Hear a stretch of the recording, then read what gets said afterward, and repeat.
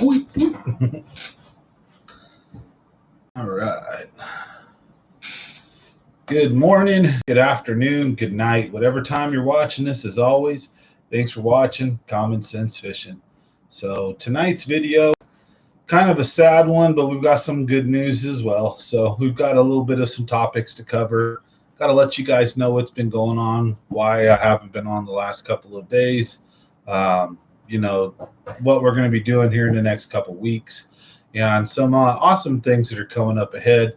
Got a cool story to share with you guys too. So buckle up and hold on. Smash that like button. We're going to talk about, like I said, some personal stuff tonight. We'll talk about fishing. We're going to talk about all kinds of stuff. But going to let you guys know that a loved one in the family, yes, a pet, but a Rottweiler that we've had for 13 years. She's dealing with cancer. So it's nice. I'm going to read it. I'm a nerd. I love books. One of my books just came in, so I'm super excited. Maybe I'll go read it to my dog. But anyways, yeah. I have a Rottweiler that I've had for like 13, maybe 14 years now. Let's see here. I was with my ex-wife for 7. I was with my current. I'm with her for like 9 now, almost 8.5. So 15, but then we got him about 2. She's about 13 and a half, almost 14 years old, yeah, something like that. Yeah, and she's a Rottweiler. They're not supposed to live past like 9 or 10 usually, 11 or 12. She's super old. She's developed cancer in her arm, and yeah, we got to talk to a specialist, see if they can operate to try to maybe give her a year. You know, we can take her around and do some cool things with her. Otherwise, she might not have a month or so. If that, we don't know. It's progressed real fast. All of a sudden, you know, she just was fine, and then one day she just started limping and wouldn't walk right on her foot, and that's been about a month now, and now she's got a bulge, you know. And so anyways, you know, cancer sucks. So to anyone out there who's lost a friend, a loved one, an animal, you know, like a dog, a cat, somebody that you love a lot. You know, I've lost a lot of family members too, but this is like the first one to cancer, so to speak.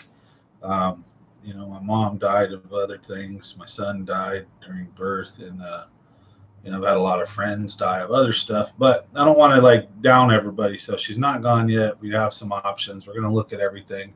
So we're not sure what we're going to do. It's that kind of confusing, stressful time where you're almost in shock. She's still here, so but yeah. That's why I got some of that Voodoo Ranger. I know you guys been telling me about this, so I figure we're gonna crack some beers. We'll say cheers to Sammy, my dog.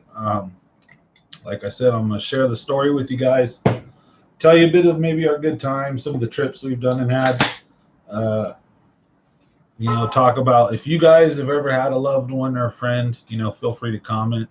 It's good to be able to talk about your feelings and emotions, not hold them in. So I didn't want to, you know, keep missing shows.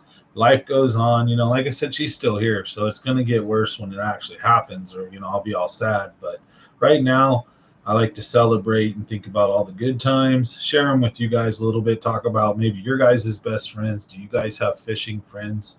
How's it going, Marco? How's it going, Anthony? So, you know, do you guys have a fishing pal? Could be a person, could be a dog, could be a favorite, you know, dog that you take with you or something. But, you know, Sammy's gone on a few fishing trips with me, but she's not a really big fishing dog. She likes to go for rides, though. She's one of those. So I got some Voodoo Ranger. We're going to crack a few beers, like I said, letting everybody know this is why I've been missing a few days here. We've just had some drama and stress to deal with. So I apologize missing the last couple live streams, but work's been hectic, and then dealing with that with this stuff going on at the same time. It's just been a 1-2 punch of stress right now. But, you know, life throws you curveballs. It's how you deal with them, right? So I'm here to share, talk about the experiences, what we're going through, what's going on. But again, I want this to be a positive thing. So talk about like the fun stuff, things I plan on doing. If hopefully dreams of spending a little bit more quality time with her and doing some things. I don't know how much time we got, but we'll see.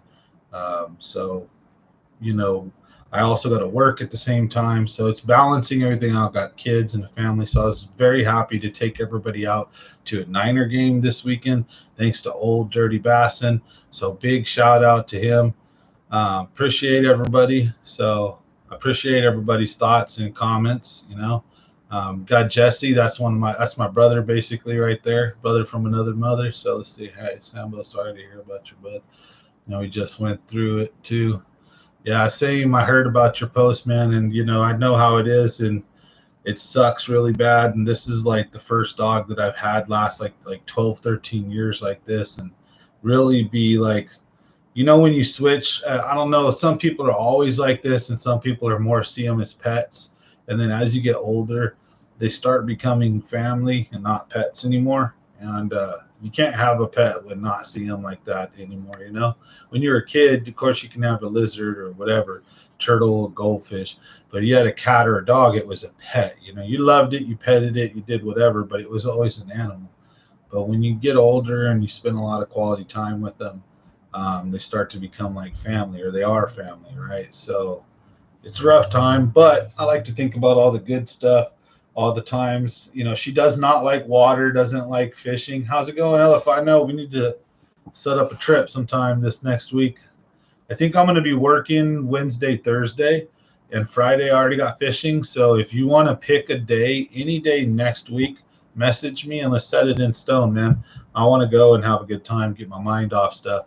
I've actually been trying to fish. I want to get out and fish. I did a little fishing this morning and it felt great. I only got one bass, but it was a decent one. And, you know, it wasn't a super dink or nothing. And my fishing partner, he got one bass. He dumped two, but we were only fishing for a couple hours. And also most of the day were spent rescuing a raccoon. So we found a little raccoon with a 6XD dug into its side of its face, and it was tangled in a rope, and the poor raccoon couldn't get anywhere, and it was, you know, making noises, and the mom was making noises towards us while we were fishing, and we're like, what is that, what's going on? And I paid attention to the mama raccoon. Then once I noticed there's a mama raccoon, started paying attention, I heard like chattering back and forth. We noticed there was like a kid raccoon. And out at Lake Don Pedro at Fleming Meadows this morning. And then there was something else I seen I'm going to share with you guys, but I had the decency not to film it, but I'll share the experience with you guys. So that one was kind of funny. We had levity to the day, talk about some fun stuff.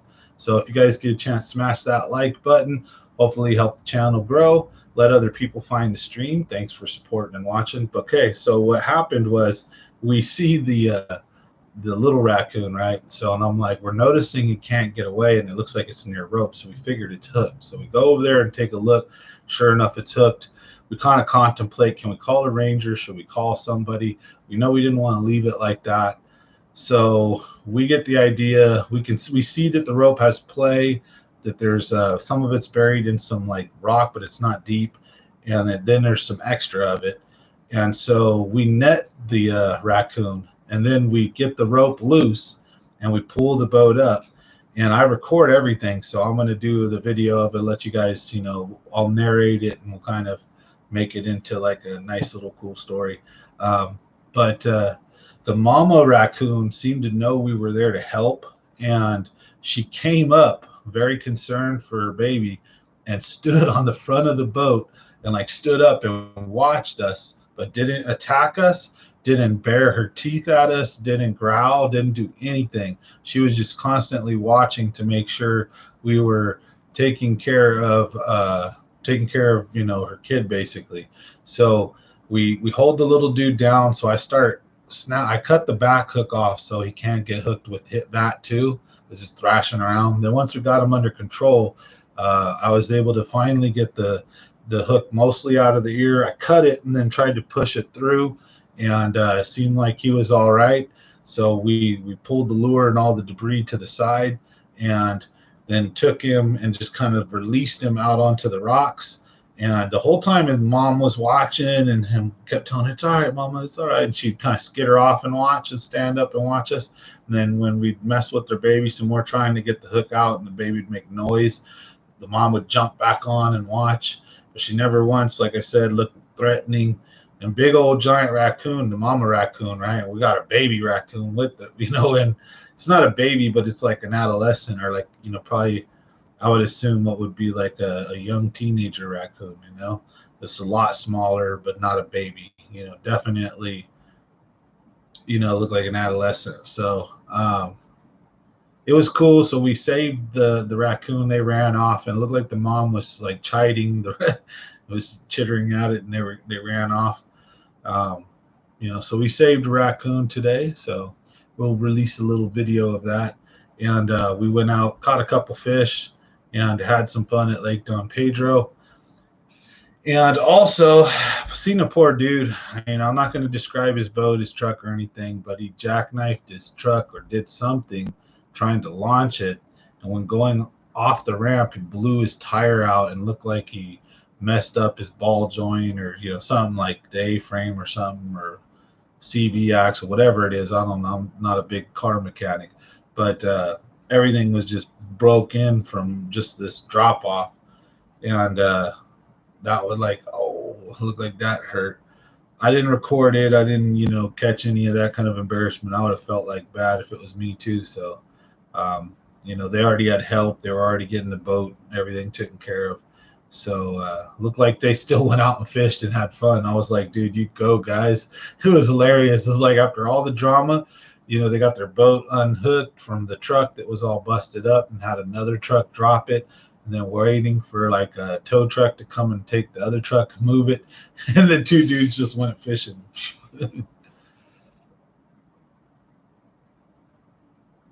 That's all right.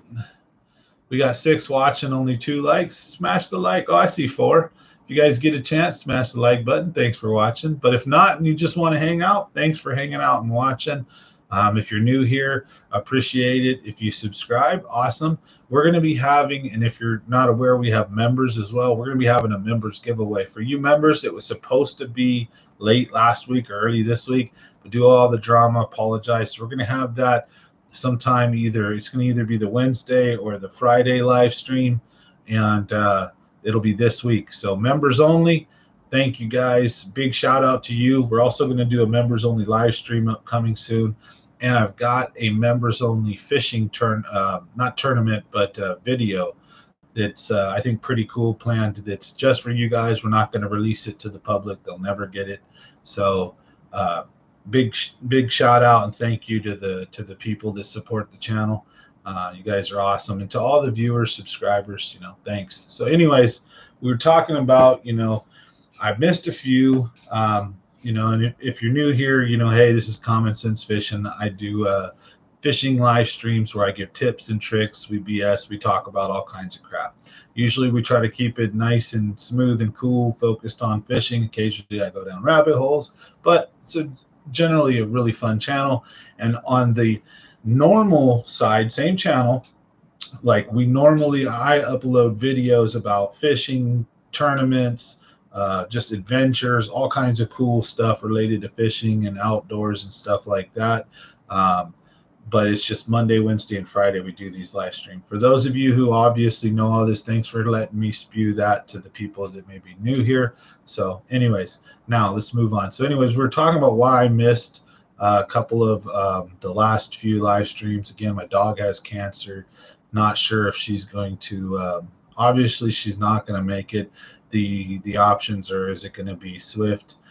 Is it going to take a while? Is it going to, surgery? Will it be an option to improve or prolong? Stuff like that, right? So that's all been on my plate right now. And also, just I do heating and air conditioning, so the summer's closing down, doing a lot of work, things like that.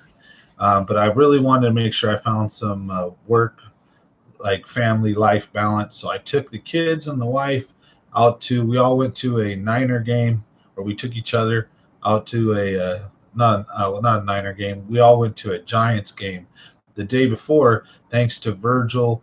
thanks to Dirty Bassin. He hooked us up with some tickets to go see the 49ers game and got us right on like the 20-yard line, fourth row. So like right behind the cheerleaders, right by the team. Like we could yell. Robbie was like right in front of us, and we were all like, Robbie, Robbie. We're trying to get him pumped up because he missed a field goal. He hit a down post, right, and missed a field goal. But we almost had a chance to come back and win. That game was a good game. It was fun, low scoring, but a lot of fun moments back and forth. And me and my wife, we had a great time. So we did that, and then, like I said yesterday, we went to a Giants game. So we took all the kids. They're in. One of them or two of them's in junior Giants, and so they give you tickets at the end of that. So we went out to go watch the Giants game. Took my dad and brother. So I took the whole family out there. Got to have a good time. But I've also been focusing on trying to get the boat fixed, and I've came to the conclusion that for now, so that I can continue to put awesome content together for you guys, I'm just going to put a plug in my live well. So no more water can come in from the outside. My boat will never have any more water issues with that again for now. I'm just not going to have a working live well because I have a hose problem. So I got to get that fixed, and I can't get that fixed until I have enough money because it's two ways. I could either take it to a mechanic or take it to like Bass Pro or something, right? So I mean, I'm probably going to take it to a good mechanic if I can, or I might have to take it to Bass Pro. But I'm not really wanting to work on this myself, although I kind of know how, because I have to take all the batteries out. I can't mess the electronics up or the wiring, because if I cross something, I could, start a fire, melt a battery, whatever, short something out. So another thing, some of the black wires are actually hot wires, and some of the red wires are ground wires. It's like, oh, great. This is the way they're connected. Well, no, none of the red wires are ground, but some of the black wires are ground. All the ground is black, but some of the hot wires are black too. It's like, oh, great. So how's it going? Keeping it real, just talking about the boat. I think for now what I'm going to do is I found obviously the leak, the reason why the boat's taking on water. If you have a nitro, probably going to be a hose issue. I did hit something, some shifting happened, and that apparently was probably all it took. And the hose, something came loose, cracked. I don't know what it is. I wasn't able to fully verify, but the water that naturally comes in from the body of water the boat's floating in, and then it comes into the live well to a certain extent. You got to hit the bilge, or not the bilge, but the pump to bring more in. That hose is cracked or has a leak or is off, so the water is just filling into the boat. So I'm going to put a plug in there. So real simple. The boat has 3 holes, and I can just put a screw in or just a regular old plug that up so that when I flow down on the water, no water's going to try to go in my live well. So I'll be able to fish. I'll be able to make runs. I won't take water on. I'll feel safe and secure. And that's going to do a big deal in helping me get to run and have more fun and do better videos for you guys. Because lately I've been kind of just chilling and being lazy fishing because my boat's been having some issues. I need to get them resolved. So for now, I'm going to plug up the live well, which means no tournament fishing. But then I can go up to the mountains, try to find some smallmouth, do some stuff like that. So there's some doors open. I'm not going to fish tournaments until all that's fixed. So, I've got some things I got to take care of on the boat side, but boat floats. The hull integrity is great. The motor's fine. The prop, everything's fine. It's just a stupid hose issue. So that's been kind of slowing me down and keeping me from, hey, how's it going, Mike? Yeah, exactly, that damn nitro hose. And then the way that it sets is the damn gas tank looks like it has to come out. In order to pull the gas tank, I have to pull the batteries. So pull the batteries, the gas tank. Then once that's open, you have this big old giant hole and you can access underneath where all that goes. You can see it. But if you try to come underneath, you can kind of get down there and feel it a little bit, but you're blind working, and then there's 2 different ones. And so I think I don't know if it wise or what it does, but I know which hose is leaking by when I filled it up, which hole the water was coming out of.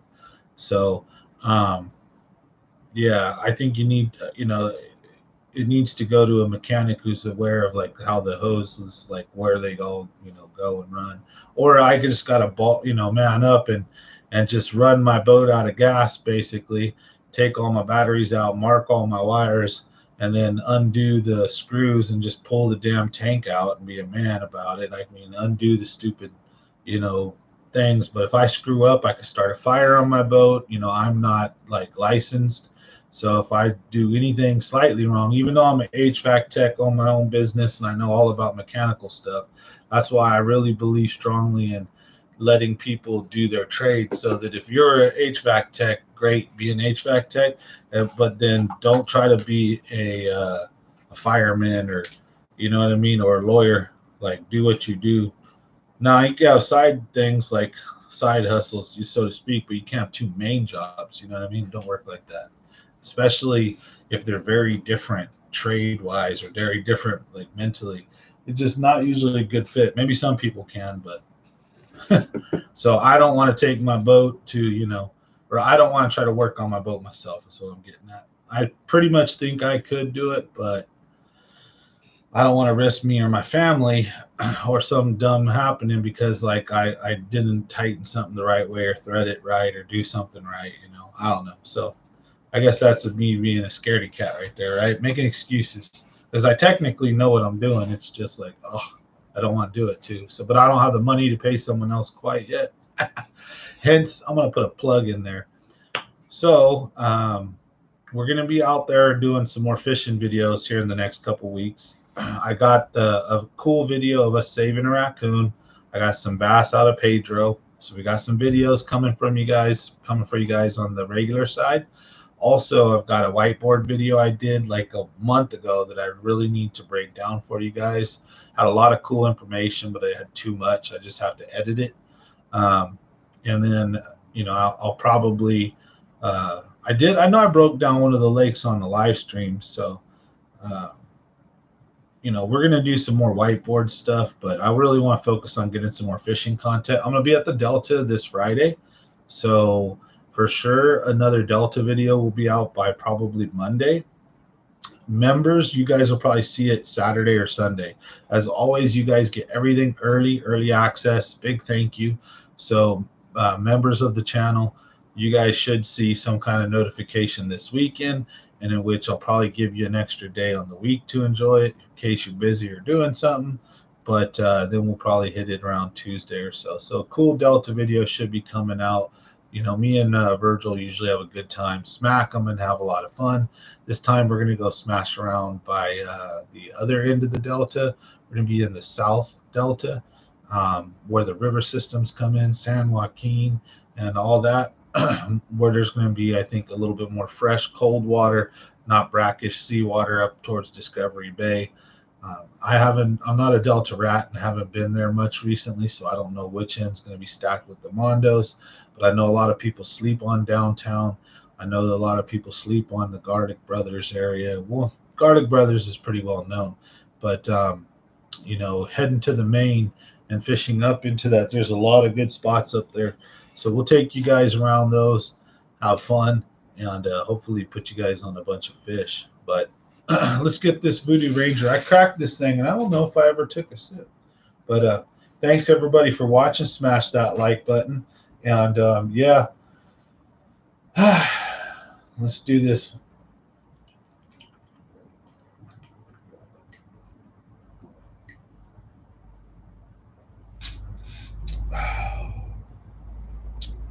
This is the 7.5. Not too bad. Got to smooth down. Went down smooth. So now I've also been babysitting it for like probably 20 minutes now. So, but yeah. So, recap real quick the first bit of what's going on. We're going to move on and move into some positive things. We're going to talk about some other stuff. But again, yeah, I'm dealing with my dog having cancer. 13 and some change-year-old Rottweiler, big part of the family, super intelligent, just wonderful, the best dog you can ask for. And I'm sure every one of you guys, your dog's the same thing. And I know a lot of people have lost dogs. It just sucks to, this is cancer. I've lost a cat to cancer before. But this dog is like a kid or a brother or sister or something special to me that can't be quite described. And this is going to hurt and suck real bad. I've lost family members and friends to all kinds of stuff. And I've actually lost a friend to cancer, and it was horrible to see. And, that's why for anyone and everyone out there, if you've ever had someone who goes through it, if you go through it, my prayers and well wishes are with you. And I appreciate everybody else's well wishes, prayers, thoughts, whatever, just positivity. Thank you guys so much. I appreciate the support. And I want to offer that same support and stuff to the community. You know what I'm saying? By saying thank you guys so much. That's why I do these giveaways too. I try to share the love of fishing and just help out. So thanks for hearing the fella rant about his dog and cancer sucking and all that. But let's move on to some cool stuff, fishing stuff. And before we go, I think I'm gonna, on to the next subject. I think I want to talk a couple of quick stories that are funny as hell that my dog's done or been through, and maybe some of you guys can relate to this. But I've actually got my dog to run around and chase a laser light like a cat and jump up and down and paw on it and bark at it and try to get it. Funniest thing ever. My dog Sam, he's such an awesome dog. Um, yeah, oh, it's a girl, but everybody because it's Sammy. But yes, thank you. I appreciate it so much. Yeah, she's so awesome. Um, like there's been some funny stuff.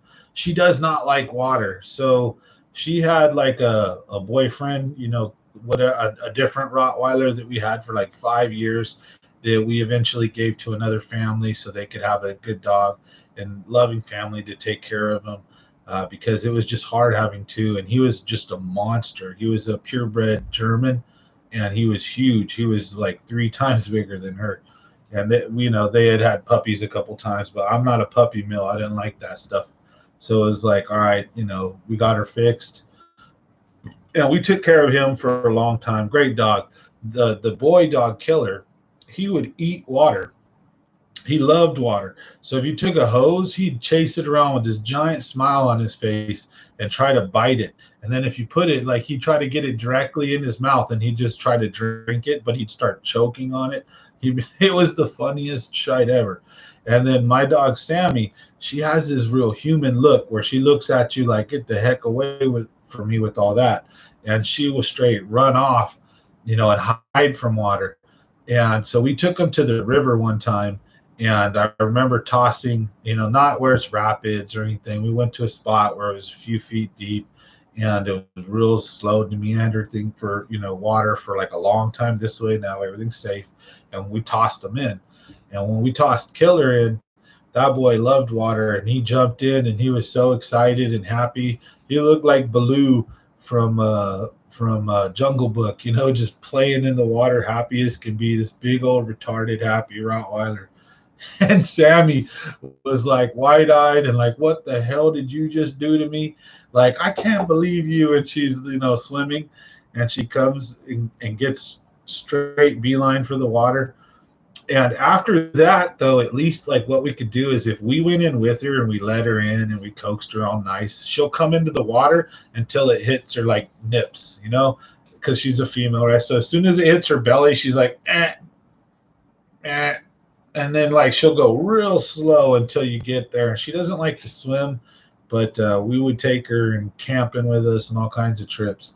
And she don't like the water at all for some reason.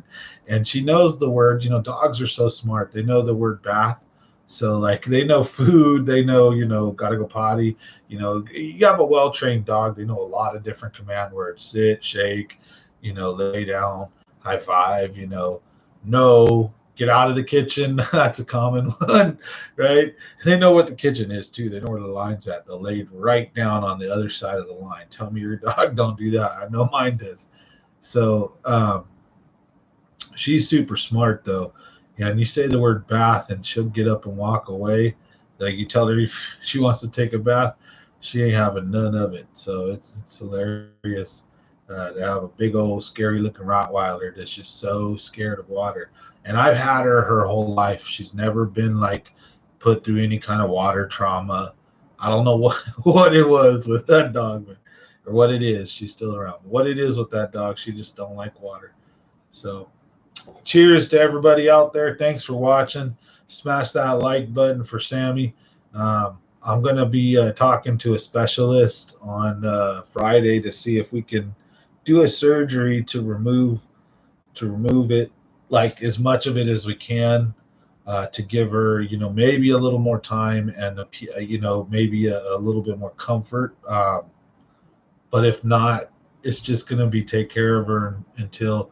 One sad thing is okay, so one thing about, I don't know about your guys' dogs, but I've had a few, right? And some of them don't like the vets, but like most of them are like, all right, they're fine, whatever. They go in, they just, happy dogs. But Sammy hated the vet, always has. I don't know why. I think she could smell the death or like the distress.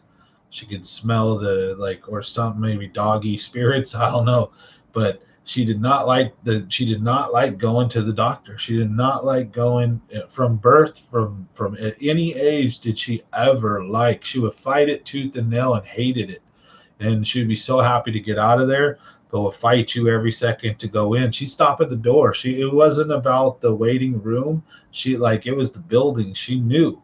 But you take her anywhere else and she'd go right in with you if you're allowed to take a dog in. It's so freaking weird that she knew. And I'm talking from like 9 weeks old when we first took her as a pup. She was super frightened of the vet. And she always has been, and she's always been loved and cared for. And it's like, I don't want to take her if I have to put her down. I don't want to do it there. I want her to be natural and at home. But that's where it's like a conundrum because like I don't want her to suffer, right? So if she lives that long, right? I want her to hopefully naturally be able to, pass away here at home with her family and loved ones, and not in a cold place that she's always hated. But I don't know how I'm going to do that. So we'll see. Stuff sucks, but it is what it is. Yeah, she's just a dog, but I love her. She's my family. And, that's why. So I'm sorry. I missed a couple. I apologize. And I've been missing a few here and there because of work. Heating and air has just been nuts. I mean, at least for a while it was. Now it's slowing down, but hey, that's a good problem to be busy. I love, thank God for the work. Thank God for the opportunity to have dirty hands make clean money, and not stress or be some, drain on the system, so to speak. I was just trying to get out there and work and feed my family. And, this sucks, but it is what it is. So I'm happy to remember the good times with you guys, talk about, the future, the cool things that I plan on doing and have coming. So it won't be anytime soon, but eventually, I'll get another dog, and maybe what we'll do is we'll introduce you guys to him or her and make him or her part of the channel, and go out and hunt and fish and do stuff together. So, part of the family they will always be, but maybe part of the YouTube family. Who knows? You never know. You guys didn't really ever get to see Sammy. For some of you guys, if you go back on certain live streams, I've actually brought her in here, and I've I've had her come on, and I've showed everybody, hey, I've brought her in here and I showed, but, I've only done that like twice. I've done a couple fishing videos with her too, but kind of the stuff you think about, right? Like you regret, like I wish I took her fishing more, or did this or that. But you always think there's a tomorrow, So that's why it's so important to live in today. And that means treat each other happily, treat each other with respect, your family, your loved ones, even strangers and other people. Give them a smile. Positivity goes a long way. Take care of each other, because even though we probably have a lot of reasons sometimes to get upset and pissed off in life, it takes more energy and it has a worse of an outcome. If you're positive and happy, that energy that spreads, and people really need that right now. Like in the whole world, look at what's going on. It's just like not enough of it. So good stories are also important. Hence why I'm talking about also, if you guys are new, you guys just got on, uh, I saved a raccoon today, right? So pretty cool adventure. Got out on the lake and found a raccoon hooked in the face and ear, kind of with a deep dive and crankbait like this. And we took care of business and got the hooks out and saved the day. Basically, video, or shot it all on GoPro. So we'll definitely upload that later. But the reason why I'm not uploading it now is we were pre-fishing. I was with a buddy. He wanted me to come kind of give him a spot or two on Lake Don Pedro to help him out because he hadn't fished it before. Hey, how's it going, Mr. James David? So I said, you know what? Sure, I'll go out with you. We'll fish for a little while. I need to get out of the house. So we went to Don Pedro because y'all are members. I'll tell you, hey, we were out there fishing at my usual stomping grounds out by the dam. Hey, thanks for becoming a member. Shout out to the new member, Jesse Chaffel. Thanks for being part of the live stream and the channel, brother. That's, like I said, that's my brother from another mother right there. And yeah, cancer does suck. I tell you what. So I don't like to be too down. I'm open. I'm always super open and honest. I hope you guys are always okay with that. Sometimes I may say things people don't agree with, but in the end, I think we should all be able to agree to disagree. So, you know, um, I think this is a relatively really cool community that we got here. Welcome to the channel. And for those of you guys who don't know, I've known Jesse since, no, I know Dylan since he was a baby. I know Jesse since he was like 5, maybe 6, something like that. So he's like a brother to me. So thank you for becoming part of the channel. Appreciate the support. Thank you very much. So yeah, I plan on doing a lot of cool different things with the channel here in the future. Branching out on a little bit of like the content I do, maybe outdoors, like do some camping stuff, show you guys some tricks or how to make water and stuff like that. Some survival stuff because actually, believe it or not, I used to be an ROTC for years. So I love the outdoors, maybe some hunting stuff, bow and knife hunting. So take you guys on some cool adventures.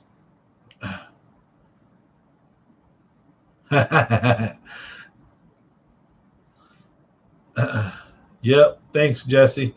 Always great to see the whole Common Sense Fishing family here. Thanks. We got 11 people on tonight. Thank you guys. Yep.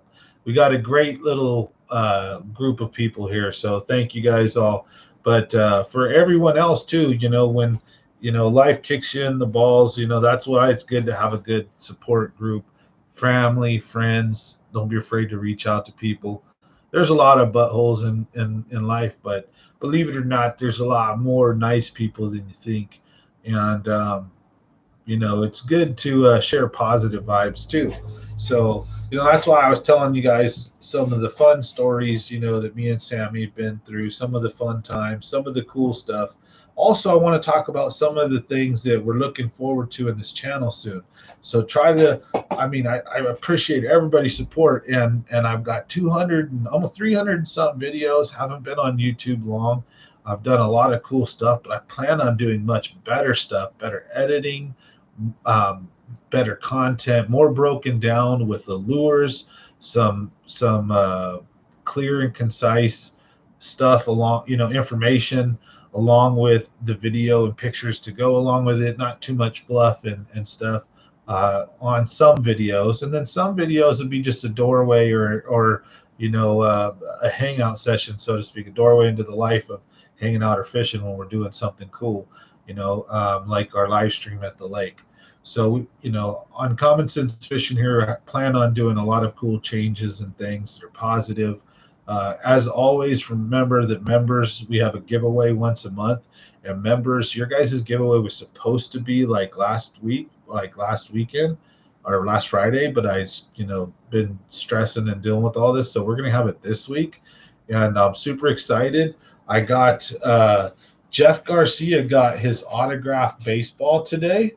And Sam Wiley's $75 Bass Pro Shops card is here, so I'm going to send this out to him. So big shout out to Sam who won, and also Jeff Garcia who won. So we've taken care of our bass fishing lovers giveaway. We gave out a fishing reel, a backpack. We got a $75 gift card that went out. We've got a GoPro that's went out, a GoPro 8. We've done a lot to support the community, and that's a lot, has to do with you guys helping fuel the fire, so to speak. Your little contributions, by being members, really, really freaking helps give me some kind of desire that this will one day go somewhere, because I don't make anything on this, but the idea is I put in because I think that one day that this is a great way to put a video log of my life for my family and kids and for everybody else, but also a way to maybe create a business out of doing something you love, and also a community and a network, right? So life's all about who you know, not what you know. That's a big piece of advice that I really didn't believe too much until the older you get, the more you realize it. So it's always cool to have a good group of people. So yep. Congratulations to the winners of Common Sense Fishing and Bass Fishing Lovers Live giveaways. Also, if you guys have seen, man, my Facebook page, Bass Fishing Lovers, it's at like almost 11,000. We're at like 11,000. And, hey, we're growing over here. So we're steadily growing on this side. It's a little slower. But I think people also, too, when you share your YouTube links, they're like, real like, you got to watch how you present it, because a lot of people don't watch that stuff, because it's real clickbaity or spammy when you just show up to a group or somewhere and you're like just blasting your content, like, hey, check it out. So I try to make sure I'm always like interactive and talking with people too. So you can find me on Facebook. I'm usually yapping around about this or that, talking fishing with everybody. So I like I'm very active in the community as far as Instagram, Facebook, YouTube, the fishing community, the people here, even other people in different states. So it's cool to get to hang out with RC Creative. Came down from West Virginia, so super stoked to see him. It'd be awesome if we get to fish again. So hopefully I'll get to take him to some of my lakes or stomping grounds. We'll get in the boat and do some fun, or we can get up to like Clear Lake or something. So anyways, we do a lot of fun stuff. Also, I'm hoping if I can get something set up before, they close the lake, I'd really like to set up a big meet and greet type fishing thing that's not a tournament. I don't want Department of Fish and Game involved. We're not doing any gambling or betting. There's no tournament, but I want to get a big group of people out just to meet and have fun. We're gonna rent, maybe like last time we rented a couple cabins. So one was like slept like 12 people, or no, it slept 20 people. One cabin we had slept 20 people. We had like massive amount of people out there. Yeah, it was pretty cool. So, barbecues and good times. If you're interested, we do that kind of stuff here. If you're not local, cool thing is you can watch along and see, right? Like some of your favorite other YouTubers probably do things like Timcast and others where they like show you along part of their life, and you get to see like some of the other stuff. And this isn't like mundane, normal stuff. We're usually like getting all belligerent, barbecuing, having fun, cracking jokes, out there fishing. So I like the Clear Lake video. So if you guys get a chance and you guys want to watch something like that and you're interested, we had a Clear Lake video trip where we had a ton of fun. So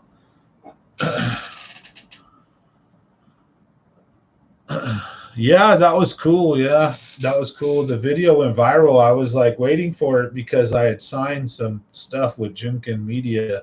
They had reached out to me and were like, hey, we like your video about where you saved the dude from the Delta. Yeah, but they wanted to edit it themselves and do it themselves.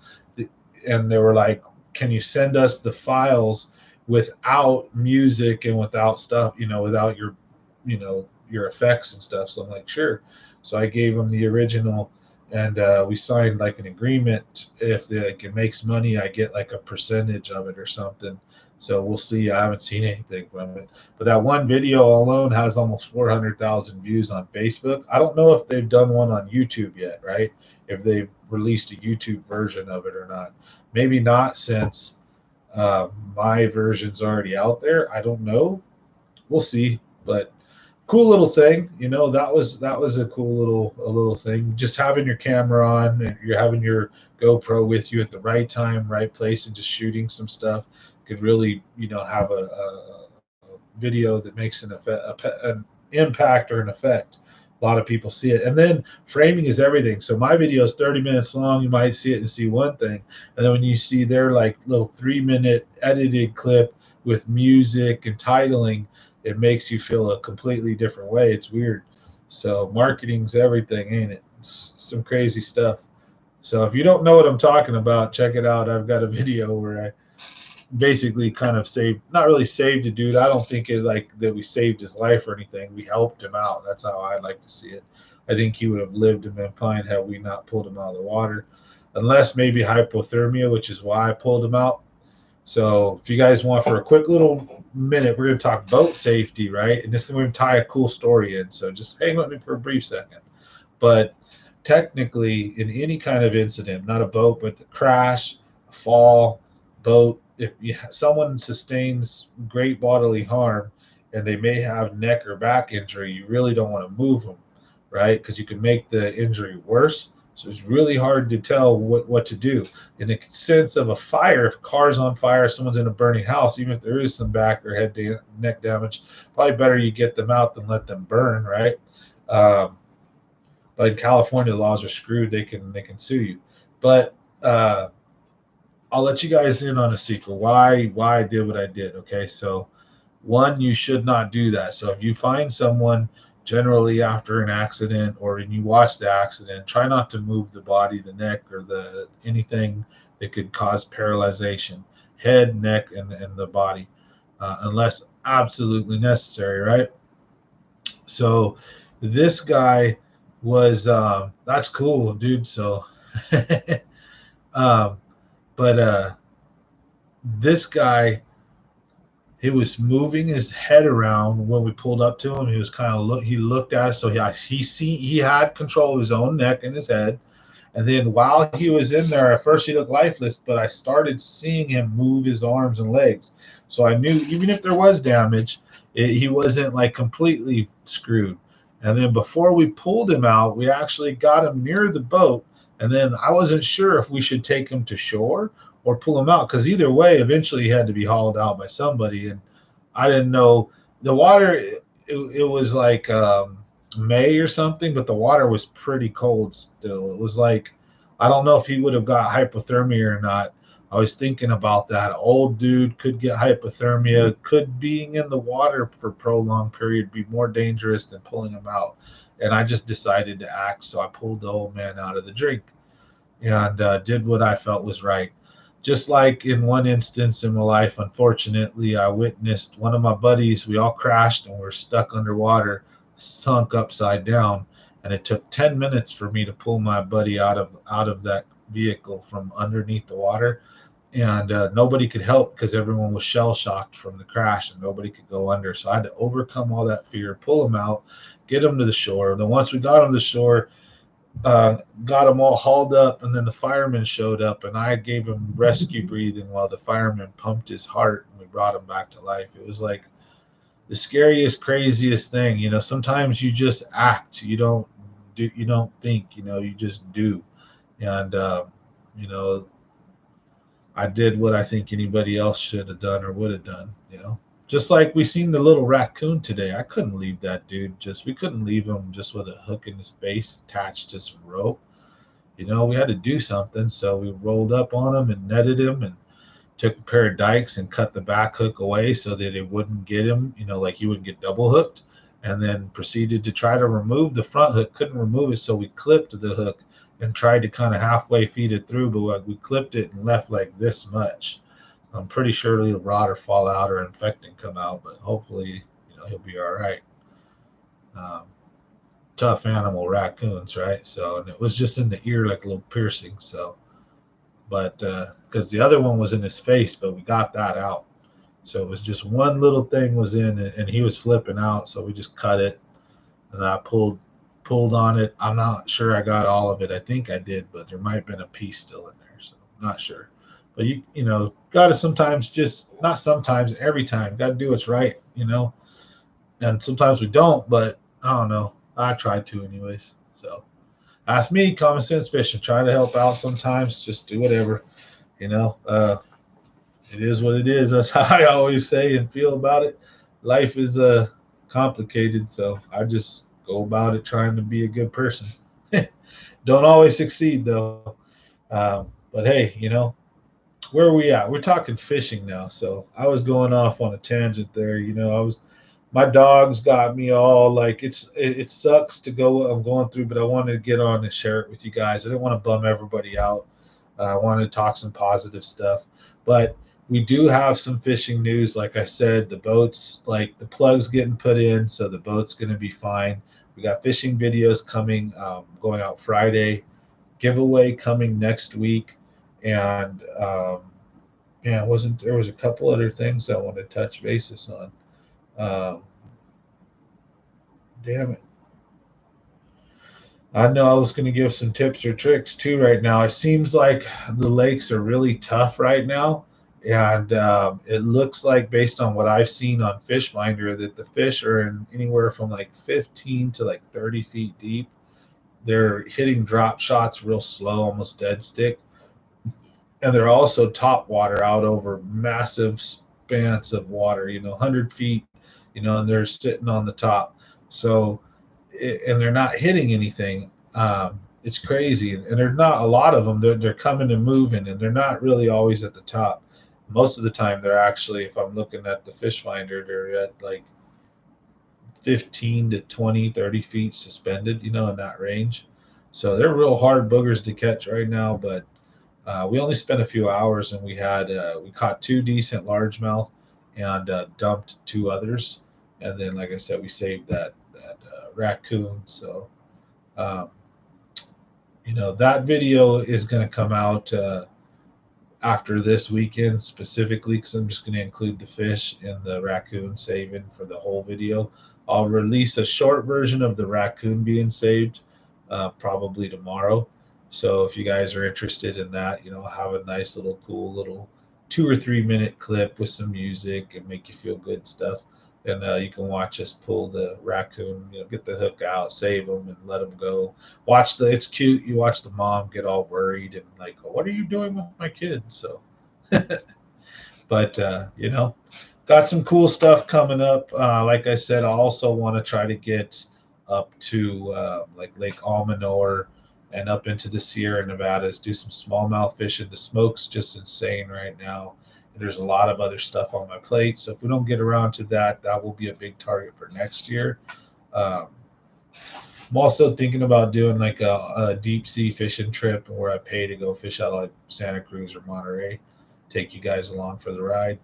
Um, got a couple of ideas because the salmon, are basically should be running right now. So that might be another cool thing to go out and do. Uh, so we'll see. But yeah, how about you guys? Do you guys out there? How's your weekend went? What are your plans for this week? You guys do anything cool? Yeah, I went to a Niner game and a Giants game. Had a great time. So, what about you guys?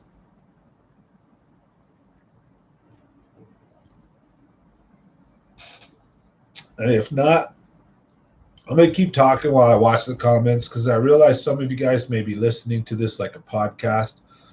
Some of you guys may be watching it.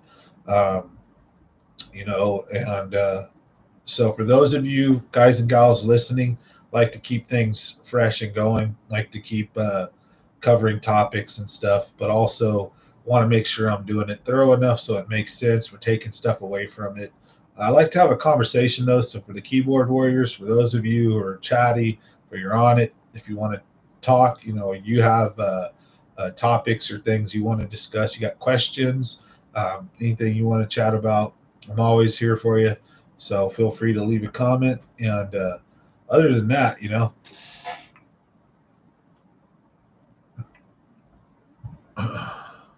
Going to Shasta next week. First time fishing there. If you got any tips, no, it's real cold, wet water, but that's about it. It just depends. I haven't been there in years, but I fished there a couple of times. I would say look for main lake points. Try to get maybe in. There's a lot of real spidery arms. Try to get maybe into some secondary points, main lake points.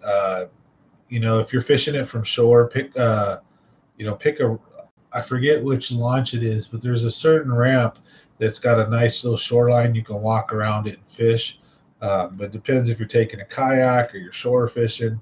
But try to focus on rock, on bigger boulder, shade lines, any trees or stumps, anything you can see. Pay attention if you see activity. There may be a big bunching of spotted bass out where you could throw like a jerk bait or top water at them, and you may be able to get them. If not, I would recommend something like a jig, a finesse jig, a Ned rig, or a drop shot is probably one of the most lethal ways to go. So if you just want to catch fish and you just want to have fun, good old drop shot.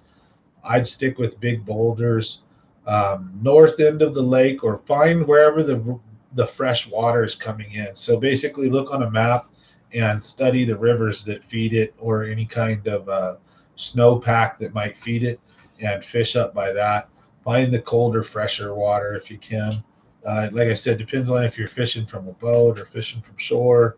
If you're fishing from shore, fish slow, and fish thorough. So if you're fishing from shore, just pick a spot and cover the hell out of everything around it. Throw top water, throw jerk baits, and make sure everything you throw, you give it a fair shake. And then you throw it parallel, you throw it out, you rainbow cast it, throw 100 different casts, and take your time. Because if you're on shore, you got nothing else to do. You can't really just get in the boat and doodly doop to the next spot, right? You got to cover everything super thorough. And, so hope that helps.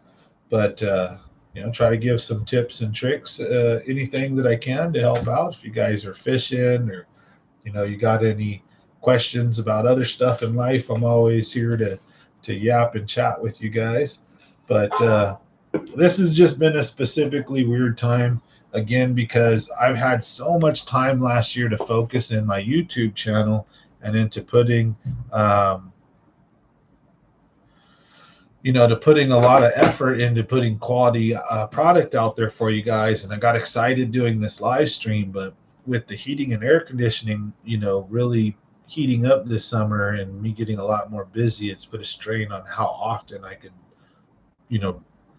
consistently produce content every, Monday, Wednesday, and Friday. So sometimes I miss a day or two, excuse me, because of work or some life issues, but I try to make sure that I'm consistent and that I've got good stuff for you guys.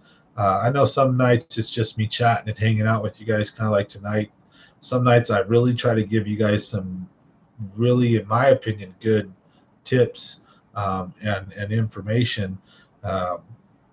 But ultimately there's a million different ways to fish, and you can find guys that are really, really good at catching lots of double digits on drop shots, and that's like what they do. There's a guy up at Clear Lake who does that, if I remember correctly. There's a guy at Clear Lake who's got like 50, 60 double digits all on drop shots. That's like his thing to do. About to take kayak to Tiki Marina tomorrow afternoon. What setup would you recommend? Fishing in a kayak, California Delta, I would recommend 3 main poles. I would recommend a square bill crankbait to cover water. That is my favorite Delta lure. I swear to you, if you find that you're getting stuck or snagged, for one, stay out of the thick, super nasty soupy weeds, especially if it's not high tide. Fish the weed edges, fish the weed sides, fish the rocks and all the rock piles or the docks and slips, but just don't fish where it's weed all the way up to the water. And if you hit patchy weeds, there's a technique where you can rip your square bill through the weeds, like a double rip. So when you're reeling your square bill, reeling it at a regular rate and with occasional speed ups in it, and then you hit a patch of weeds and it's weed, then you rip it, and then you reel, and then you rip it again. And when you rip it the first time, you rip like 90% of everything off, and you rip your square bill out, and it's got some junk.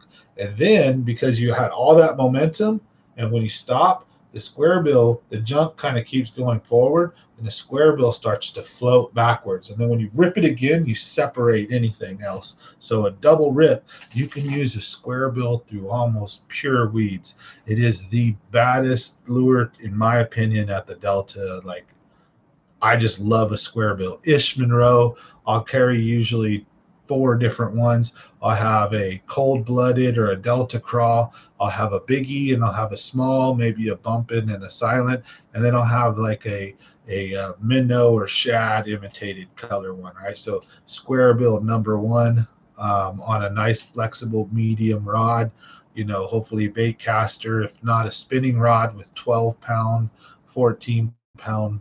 You can use mono. I actually use fluoro because it cuts through the weeds and it's much more sensitive, and I can actually feel them when they barely grab it. And I've caught some giants. You just have to have your drag set, but I don't recommend that at the Delta due to the debris stuff inside. You can get a lot of abrasions. You're going to lose fish. If they run under docks, you can't control them. So mono, anywhere from 12 to like 17-pound. It really depends on your setup. Spinning rod is great because it gives you better accuracy. So it just depends on your setup, your gear, your comfortableness. But again, I would #1 square bill on a medium glass rod. Bait caster is your go-to if you can. If not, a nice medium spinning rod. It can be a cheap one, doesn't matter. Just that's the action you want. And I'd say 12 to 14-pound mono, and or fluoro if you have your drag set right and you feel chancy. It just depends, because fluoro is going to cut through the weeds a little different than mono. It's going to have a little different action on the square bill. You can get a little deeper. So it depends, on the situation. Anyways, square bill is #1. #2 would be top water. And with that, I would say figure out what your strength is. So if you're fishing like Tiki Marina and there's a lot of crap and sludge in the back, you might want to use a frog for your top water lure, right? Or multi-purpose your pole if you can. So bring a pole if you can that you feel comfortable throwing a frog on for when you see the mats and all the crap where where the bass will blow up through and all that green slime and shit. Or for the hydrilla, or if you're in open water along the docks and stuff, instead of a frog, maybe try a whopper plopper or a Sammy walking bait, something with some trebles. So if that bass nips at it, you got it.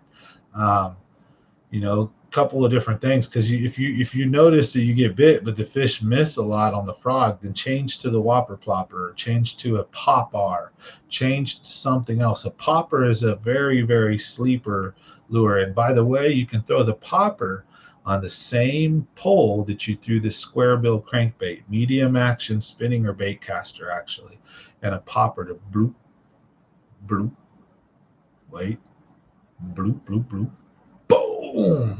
People sleep on a popper. People want fast top water nowadays. Slow down. So that'd be another big thing. Top water, right? And make sure then that you're comfortable with something that's multi-purpose. And remember, you can actually throw certain ones like a pop bar, a small pop bar on your crankbait rod. A small, finesse style top water, or a pop bar even, just not a monster one, but a regular old pop bar should work just fine on a medium spinning rod or bait caster. While if you have a big walking bait or big whopper plopper, you're going to want something a little big and more heftier, right?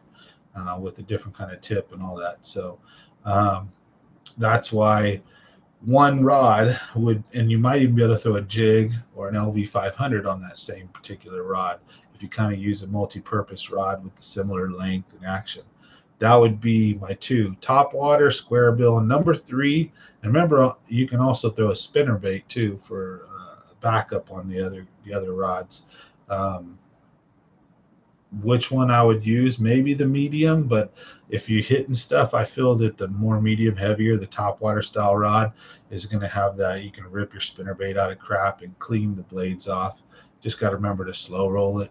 And then if you get hit by a dink, you might not catch them, but a monster hits you and you have that big topwater rod, you'll probably be better off if you're using it on a medium, right? So now, anyways, so that's why if you're in a kayak, I don't know how many you're packing, but say you're packing 3 or 4 rods, it would definitely be a square bill, a topwater, and third.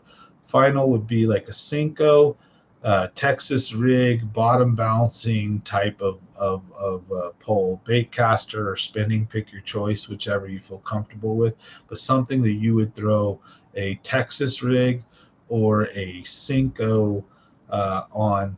And if you're as a fourth rod, if you're really struggling, if it's winter or summer and you're on a tough day and you're fishing docks and stuff, don't sleep on a drop shot, something finesse. So those would be my 4 go-tos. And you notice I spent a lot of time on emphasizing crankbaits and topwater. Now a Cinco I love, but I'm very much sold on a bullet weight and a regular Texas rig. I don't do a lot of wacky rigging because a wacky rig, sure, you can do them weedless and this and that, but they're just less water dynamic and stuff. And I feel that a lot of times, if you're needing to bottom bounce, then the bass are on more of a finesse mode. And yes, that weightless Cinco is more finesse. However, I think it's also a bigger profile, while this little slithering, like stealth Texas rig is a little bit better because it pulls through the weeds and you drag it and pop it more stealthily, and then it falls and lands kind of quicker. Could kind of trigger a reaction bite if that bullet weight pulls it down quick enough, while a weightless Cinco is kind of still, So everybody has a strength and weakness. Do whatever is yours.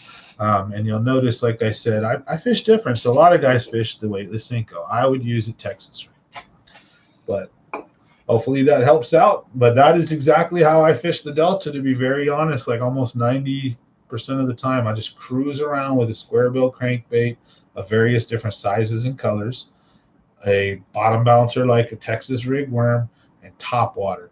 And I'm either moving medium speed covering using the top water and the crankbait, and away I go, or I'll slow down and I start Texas rigging, and I get them either way. That's literally, I don't have to do much else. There are times when I jerk bait and times when I LV 500 and do other stuff for sure. But more often than not, those 3 lures take care of the bulk of the work for me. They're workhorses at the Delta, not at other places. Everything different for me. I fish McClure or Pedro a hell of a lot different. Sometimes though, when you want the big fish at McClure or Pedro, you fish it like the Delta. Pull up real shallow, throw crankbaits and stuff, and just picture, instead of a weed edge, it's the rock edge. And they're right there. They'll be right there and them all up on shore. A lot of big bass hang out shallow. You don't have to fish deep. That's something that I spend a lot of time doing to catch numbers, to be honest. I taught a lot of people how to fish in 80, 90 feet of water. And maybe I did a little bit of a disservice to bass fishing, because I think, one, if you're going to fish that deep and anywhere from 50 plus, 45, 50, if you're going to fish 50 plus, you better have a fizzer. You better know what you're doing. You better be ready to fizz those fish or release them instantly. And this is something that's been new to me, because just through the last year or so, I did a lot of fishing deep, and I probably will in the winter. But and I whack a lot of fish deep, but I don't think it's as healthy or good for the fish. And I think there's a lot of bass, that stay in that 10 to 30 range most of their life, and those are the ones you want anyways. So focus on that range and you'd be all right. Or even 1 inch, 1 foot of water down to 30 feet. But there are days when they seem to kind of be just out of, like Don Mormon was saying. He did a great video on Ryan Cook's fishing guide channel, where he was talking about most of his double digits. He's got over 60 double digits, and he said most of his double digits come just in what's called that blue line, where when you're looking in a lake, right, and you can see the shore going, and you see maybe 6, 8, 10, 12 feet or so, 10 to 12, 13 feet, that you can't see the bottom and it kind of disappears. He said the big monster bass would be in that zone. Thanks, babe. Love you. We don't have any of that, huh? What? The spicy McDoodle? That's not sticky rice. Okay. Oh, I love me sticky rice.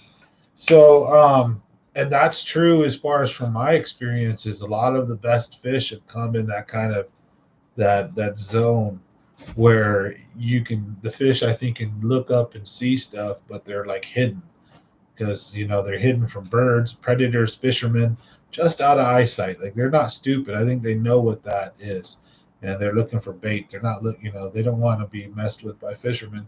So sometimes they're up in a foot or two of water, but if you're fishing these main mother lode lakes, you can fish them like the Delta, top water, get parallel, crankbaits parallel. Just don't bottom bounce parallel. You're asking for a snagging. Grateful Bassin, what's going on? How's everybody doing tonight? Thanks everybody for jumping on. Smash that like button. Been talking about earlier, the obvious title of today's show about how cancer sucks, and support for anybody and everybody out there who's had to deal with it or either had some tough times in their life, because life's not always a freaking walk down the yellow brick road and all roses and rainbows. So it's a lot of ups and downs, but it's good to focus on the positive. I just wanted to share everything with you guys, let you guys know what was going on. So I appreciate, you guys and gals sticking with me, supporting me, smashing that like button for your comments tonight. Thanks, everybody. And, this is a channel where I think we have a great community. We got a new member tonight, Jesse Chaffel, so shout out to him. And, you know, I just again want to say thanks to everybody. So I know that sometimes I know some of you guys, a very few want, make it through almost the whole video. You watch the whole 2-3 hours, whatever we're doing. And some of you come and go, check in for a few, check in later. And some check in for a few minutes and then on to whatever you're doing, right? Thank you to everybody, regardless. So sometimes I feel a need to repeat myself. That way I make sure everybody's kind of catching up. But as the channel grows more and more, the videos, if they get more and more views, we just let them watch them afterwards when they're not live anymore. Um, and for those of you who are here, with me live, thank you for your support.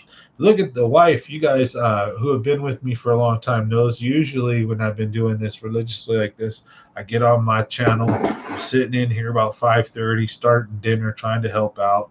And sure enough, I want to do my live stream at 6 o'clock, and dinner won't be ready till 7, 6:30, and I wish it was sticky rice. It's not. If it was sticky rice, I'd have my little dipping sauce. Ooh, my little chili dipping sauce.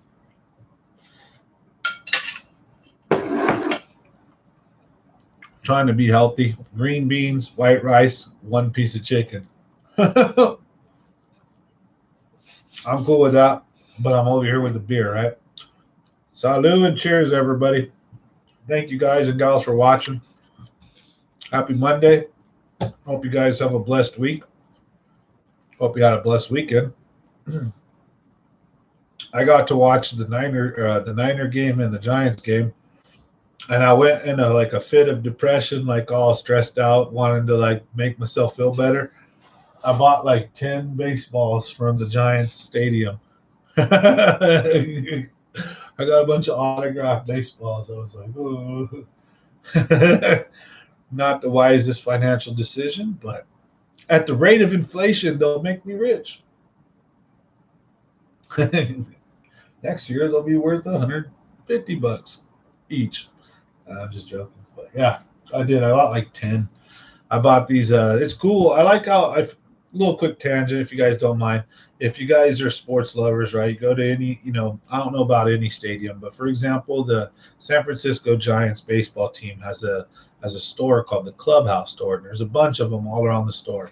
But there's a very particular one that sits around the 120 section, and it has nothing but autographed items, and they're all legit. They're all badass. real deal stuff. And they were selling stuff for like, you can get a Buster Posey autographed glove for like $300-400 back in the day. I got a Will Clark autographed ball.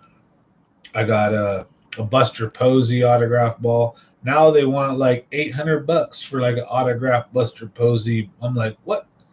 Y'all guys are crazy. They really must be taking that inflation serious, huh? Oy. They said they want more. I'm like, wow. I ain't selling my stuff though, not that kind of stuff. But anybody local, I think what I'm going to be doing though is on Saturday, I'm going to be setting up a booth at the flea market and taking some of the collectibles from here, a small amount. I actually have Willie Mays cards, Hank Aaron. I have Babe Ruth, Lou Gehrig. I have Ty Cobb. I have like real graded rookie cards from the 60s, 70s, 80s, stuff like that, 90s. I have like, Giambi. I have, Sheffield. I have all these Bonds, many different ones. I even have graded autograph rookie cards that are back before they were really doing all that a lot. Been into the collecting stuff for a while, but you know what? I've always collected because I thought one day it would be worth something if I collected something that I didn't like or have an interest in, if that makes sense. For example, the Giants and the Niners are my team, so I probably would never really sell anything Giants or Niner related unless they were players I don't really care about, right?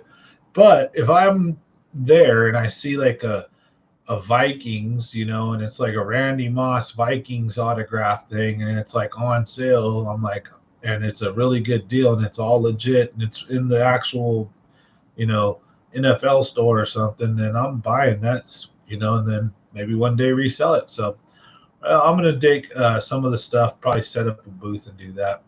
Help, hopefully fund maybe Sammy's surgery, or if anything, something to do something with her, cremate her, and all that good stuff. Take her somewhere, but so that'll be interesting. I have a lot of cool stuff, so I'll be taking that to like probably set up like a little booth or something. You never know, I could end up probably setting up a store, do it like every Saturday and show up. But again, I would never sell anything that I like, because I have a lot of stuff up there just I really love. Original RoboCop toys. I'm a nerd, right? So all kinds of stuff. So for those of you guys still watching, I just got my little Dungeons and Dragons type little nerd Wizards and Warrior book, right, about this and that and whatnot. R.A. Salvatore. I usually get them autographed. I don't know if this is. Let's see. So one of my favorite artists. I have a lot of different tastes, right? Oh, yeah.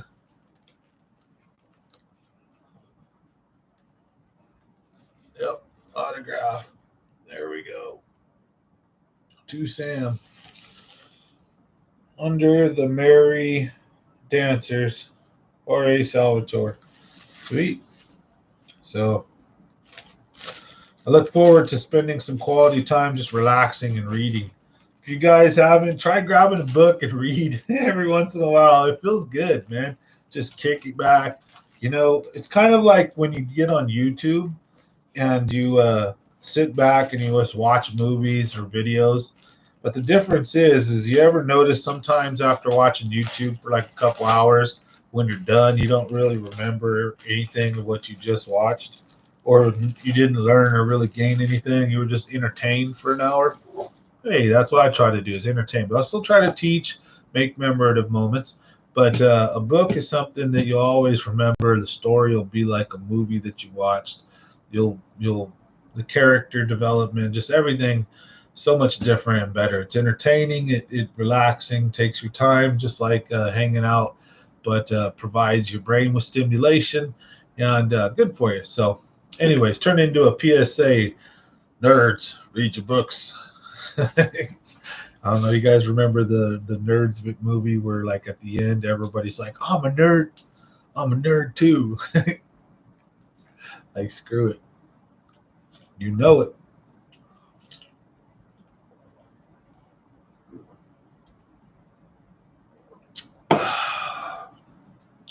Putting a couple Voodoo Rangers down the hatch. 7.5% alcohol, not bad.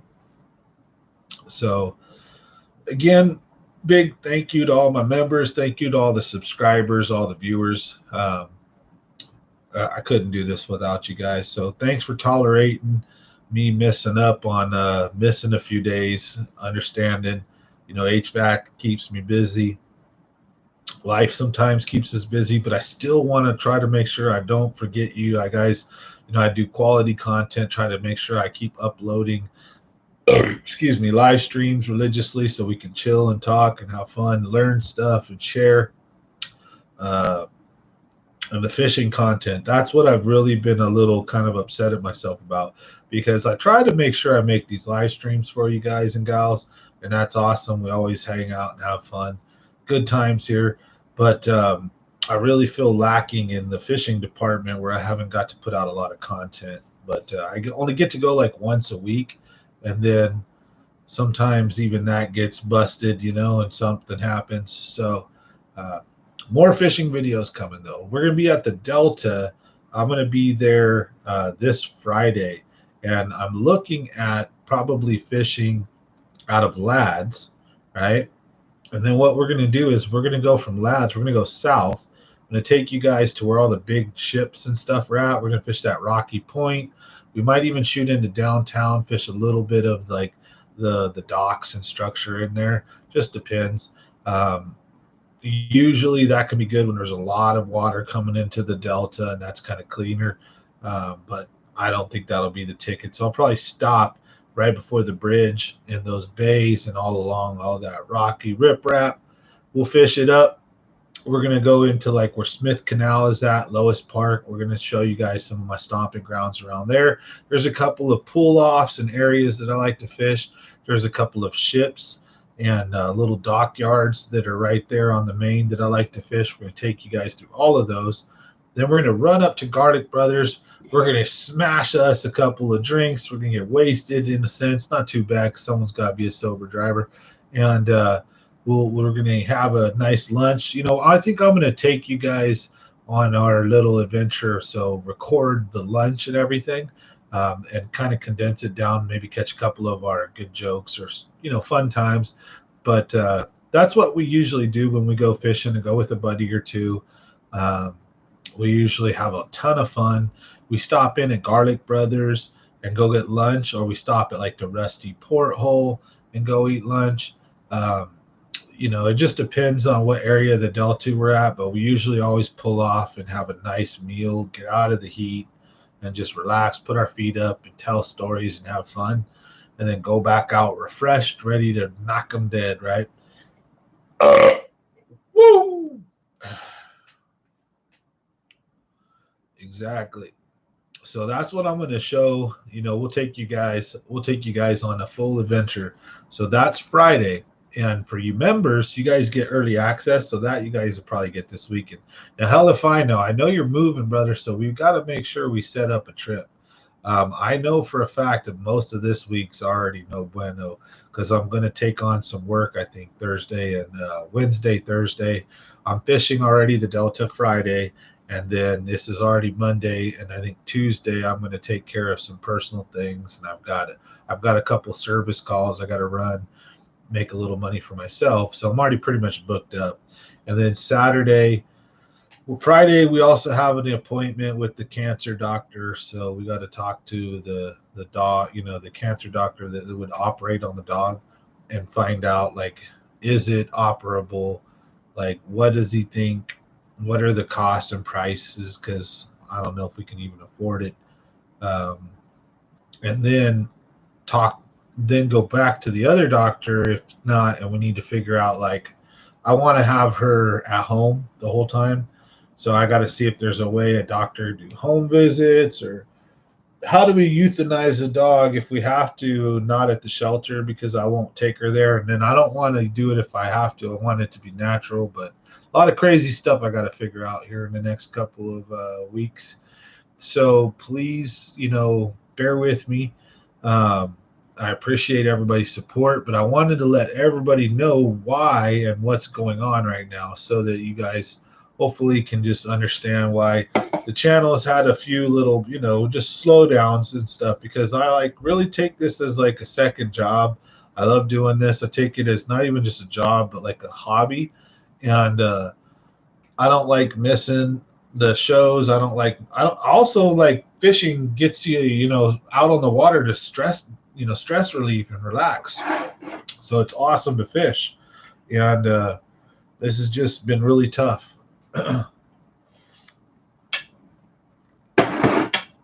Woo.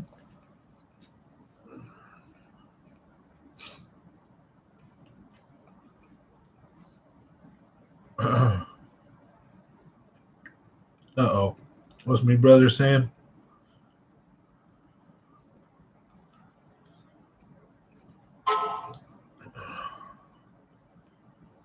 Yeah.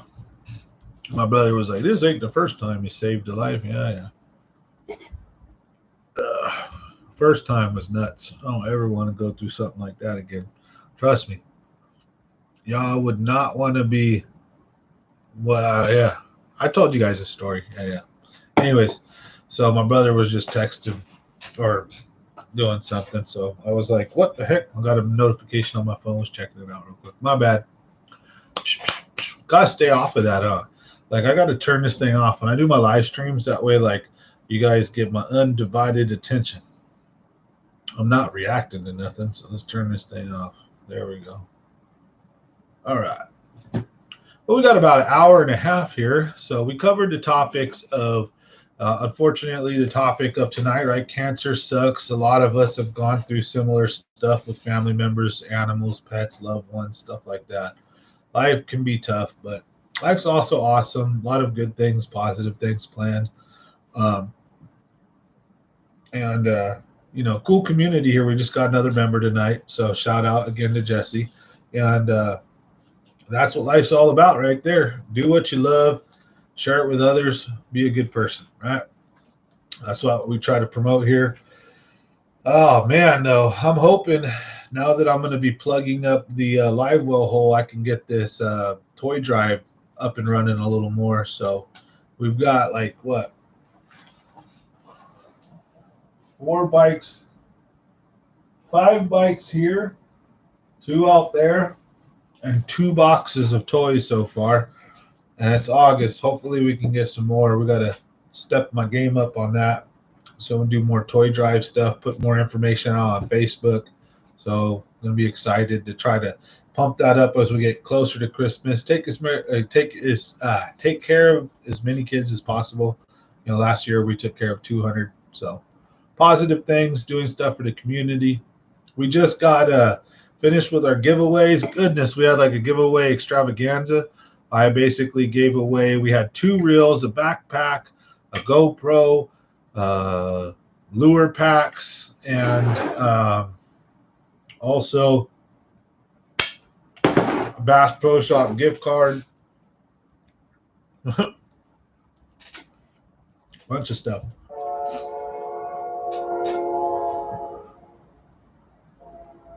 Favorite fall fishing baits in the Delta? I'd have to say square bill, Cinco, and a jerk bait. So where I turn from that, I might use top water still, but I'm going to implement when fall starts turning. I'm going to implement a jerk bait into the mix, and I'm probably going to bring out a spinner bait. And I might also see, I like your jerk bait is one of the biggest changes I'll make into the fall, from like a crankbait to a jerk bait. More erratic stuff, but also the ability to pause and just have almost finesse, 10-second pauses, 5-second pauses. So jerk bait's a real key one. I still hammer with that crankbait. I know a lot of people like a chatterbait is good or a spinner bait, but with the fall, it depends on the type of weather, right? If you have a cold fall and the weeds start dying, you're going to want to use specific lures. If you have a warm fall and the weeds are still there, you're going to want to stay with stuff like Cincos and spinner baits, square bills, top water, stuff like that. You don't necessarily need to go to a jerk bait. You don't need to go to like certain reactionary lures, because The fish, if it's a warmer fall, it's a later fall, and if it's less cold, less rainwater, stuff like that, more sun, then the vegetation will stay around longer. So then you're going to fish it more like a summer bite than it is a fall bite. But you got to remember then that the water's cooling off because the nights are getting colder. So the fish should become actually more active, not less active. So um, it just depends, on what type of year we get. So if it's a rainy, nasty, cold fall, you're talking early fall, then that's where LV 500s, jerk baits, and stuff like that will probably come out a little more predominantly, if that makes sense. We have a El Nino and a La Nina setup here in California and the Central Valley, and it really depends on what kind of weather you get because my fishing will vary greatly depending on the type of year that we're in. We're in a drought year, then I'm trying to figure out how the delta operates. I don't have it down at all by any means, but I try to think about, well, okay, the delta's not getting that much water, so the delta's getting probably more water from the ocean than it is from the rivers. So maybe bass are going to head more towards the river systems if they don't want that brackish water. I don't know. It just depends. Summertime, they'll be under stuff or shade, and it has food supply. Um, Everything is situational.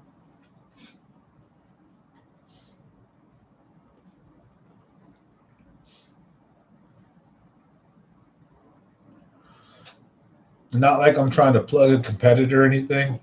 I think you should watch multiple fishing channels. We all should, right? To gain better knowledge and experience. And one of my favorite other ones to watch, just because of the name alone, and I think he's a pretty smart young dude with a lot of connections in the fishing game, is Fish the Moment. A little dude that knows, he's over on the East Coast and he fishes with a lot of professional anglers. He knows a lot of them. And yeah, he's had a YouTube channel for a while. Successful little guy. Uh, I just noticed, not a lot of big West Coast YouTubers. Not yet. There's some, but for the fishing, Matt Allen Tactical Bassin took off. Greg Blanchard's still here, but he was from the East Coast and he moves around a lot fishing wise.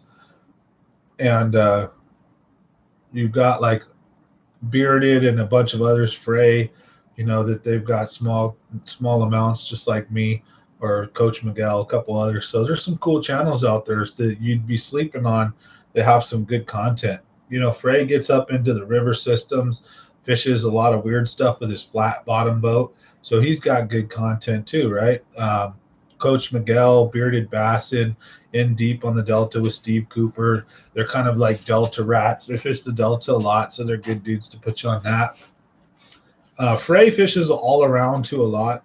I try to see what separates me is that I'm just like them, but I try to be more more human and more just open to like everybody. I think puts on a facade of like I'm this professional fisherman, like hey, because they're always repping for like trying to get sponsors, trying to grow their page. I want to grow, but I want to grow it being me, like unique, like the people that watch me like me and they got my back and they're not going to cancel me if I said some shit they don't agree with, right?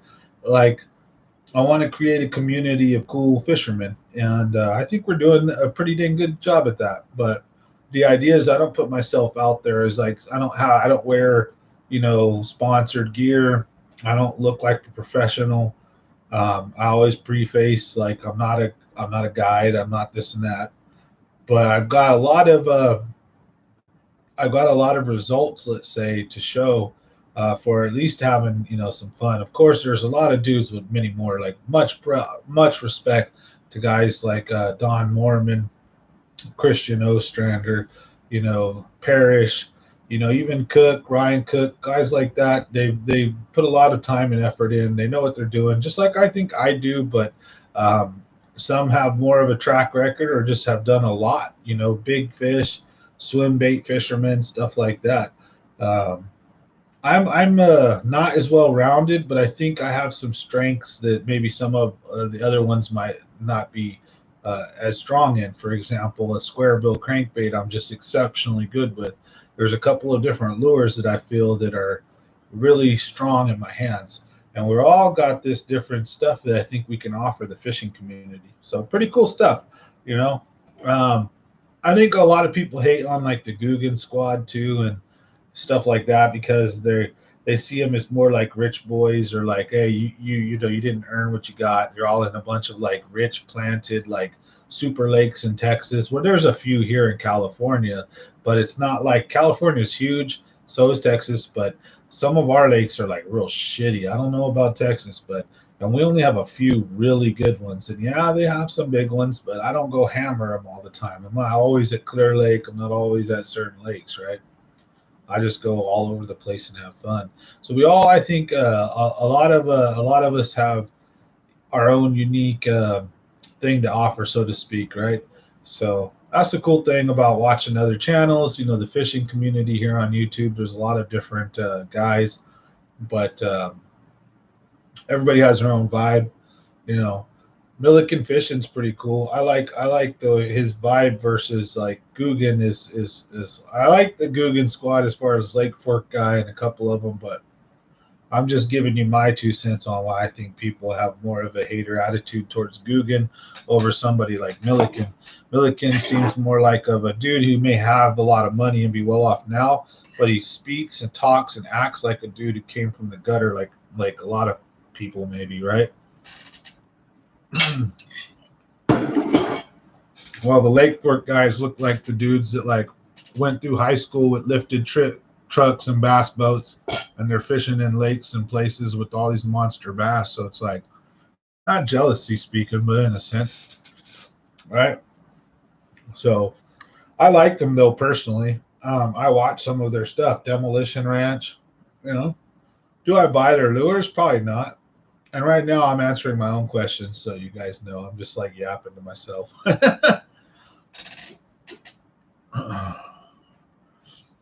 Thank you so much. Yeah, I try to give back to the community. I really do. You know, it's not a gimmick, too. Like a lot of guys do it to try to get YouTube famous or try to get views and clicks. And it may seem like that, but trust me, like I've done this since my son passed away in 2006. And it's been a tradition that I try to uphold every year I'm financially available. And this would actually be like my seventh or eighth um, toy drive that I've done where I've helped, you know, a lot of needy people. And that was the first one I've ever recorded or shared with anybody. I don't ever try to like want or ask for credit. I think it's cool to have a platform to be able to share positive stories, to be able to give back to the community, and also it one day, yeah, hopefully it would become somewhat of an alternate terms of living. You can't hate a guy for wanting to ease his burdens in life, right? But just clean or dirty hands equals clean money, right? I want to do it in a legit way, and in a way I think that helps everybody. You know, giving back, toy drives, giveaways, tips where I tell you all my honest spots. Like I'll tell you where I've caught my double digits. I'll tell you where I've caught my 8 and 9s, what lures and stuff I caught them on. Doesn't mean you're going to, but I'm just trying to help. Hopefully you will. Maybe if I can help one person get out there and build a little confidence and throw in a square bill, that might change that person's life with how they fish. You know, they might go out and have a day where they catch multiple 4 and 5 pound bass on a square bill that maybe they wouldn't have if they hadn't have tried it. Now each lure is different. You can go out there with a chatterbait, spinnerbait, and do a lot of similar damage. But you know, we all have our own way. So it's cool to see different ways to get it done. And I fish with those too. But I've kind of found my little niche, so to speak, that I like. And to me, a square bill is one of my most dangerous tools in my box that I like to use right now. And that could change. A square bill and a jig, Texas rig, top water. Those are kind of like my four go-tos I got to have tied on now at all times.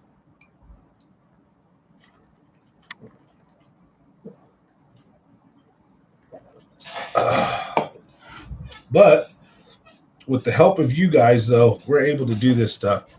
So to all the Common Sense members, viewers, it's all you guys and the Toy Drive people that help do this. So before YouTube, I was usually able to do $2,000 to $3,000 worth of toys, and I'd have to say the most I've ever taken care of at one Christmas was like 25 kids maybe, and I thought that was spectacular. To do 200 kids last year, like to take care of 200 kids for Christmas, just it blew my mind. The generosity of the people, of the viewers, of the local fishermen that wanted to go with me and help, people reaching out. I've had people that just helped the cause. It was such an awesome thing to see. So hopefully we're going to mimic it and do it better this year. It's not looking as good. Last year, excuse me, we were much better off already by this time of year, but I've had a lot of problems with the boat. Been focusing on work. I didn't have my own heating and air business last year. Well, I did, but I wasn't a certified C20 contractor until after August. So I missed all of summer. So there was a big reason why I was able to get out there and just pummel them last summer. But I still had fun, got out a lot this year. I got a double digit last year, got a double digit this year. So hopefully we'll get a double digit next year. I'd like to get another one before we close out. I'm really, really, really, really interested in trying to get a teener. So I'm going to start throwing swim baits and A-rigs. You're going to see a big change in the channel where I'm okay with catching 1 or 2 fish in the video, because I'm going to start showing you how I hunt and what I do for big fish. And if I don't catch a big fish and then I get sad and I put all my crankbaits in my top water, put all that down, and I pull out the drop shot, I'm going to let you guys see that. We're going to show you that not every trip is successful in the way that you might think, but if you learn something from it, then it's a successful trip, because the next time you go back, then you can make better decisions. So we'll go out, and like what happened today is I threw it where I knew there was money and where we were catching fish. Everything was looking good, but I hadn't caught them yet.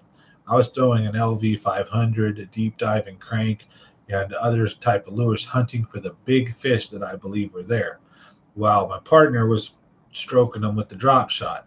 Sure enough, after not getting anything after a while, then I picked the drop shot up and got one too. But I'll let you guys, I want to show more of that kind of stuff, the thought process, why we're changing from one lure to the next, and how we present it. Now, today's trip, I was in the back of someone else's boat. So mind you, it's very different than being in the front of your own boat. So we'll take you guys along Friday and show you guys a really fun, epic adventure. I might go fishing for a few hours tomorrow. It just really depends.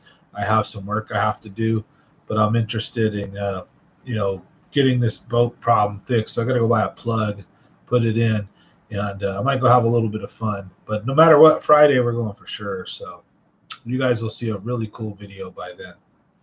California Delta coming up this weekend. Thanks for bearing with me. I got to eat. I'm starving. Marvin the Martian.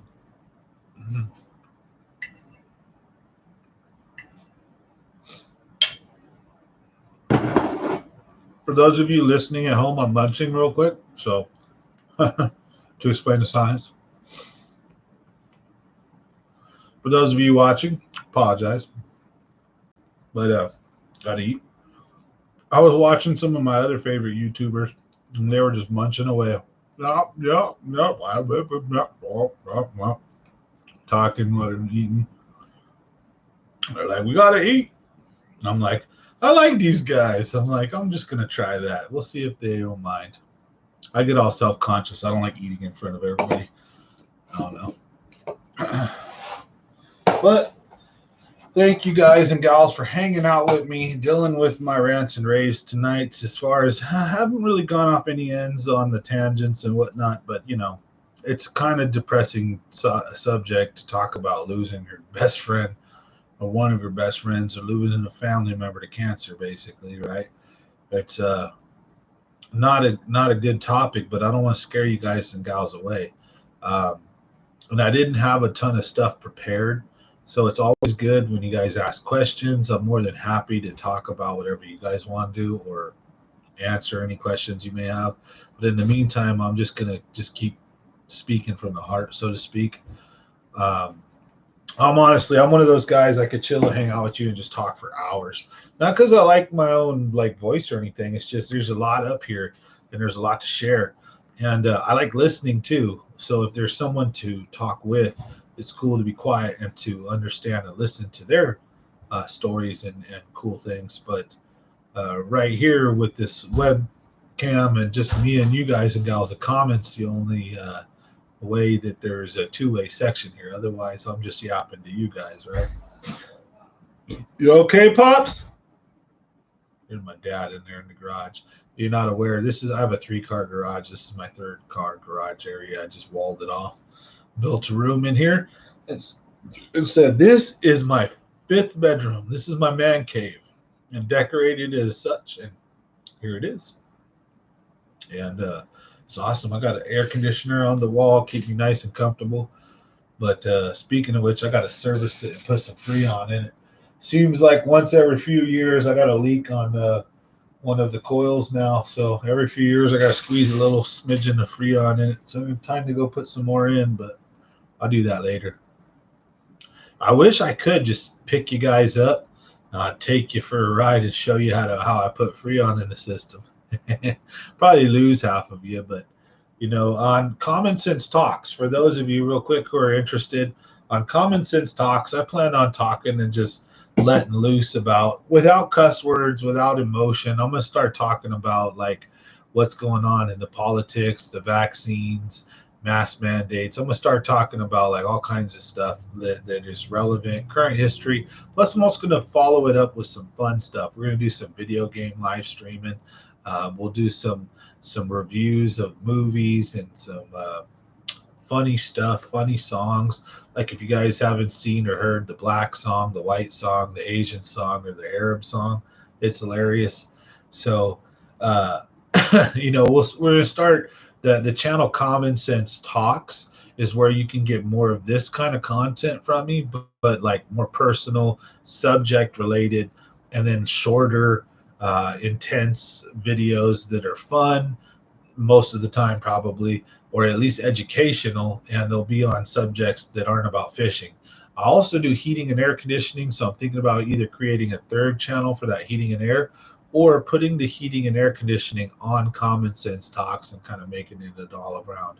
But eventually, I think there's enough niche if I were to literally just do like mechanical, electrical, how to fix light bulbs, outlets, show people how to change switches and fix things in their house and how wiring and things works. I could literally make a channel out of it.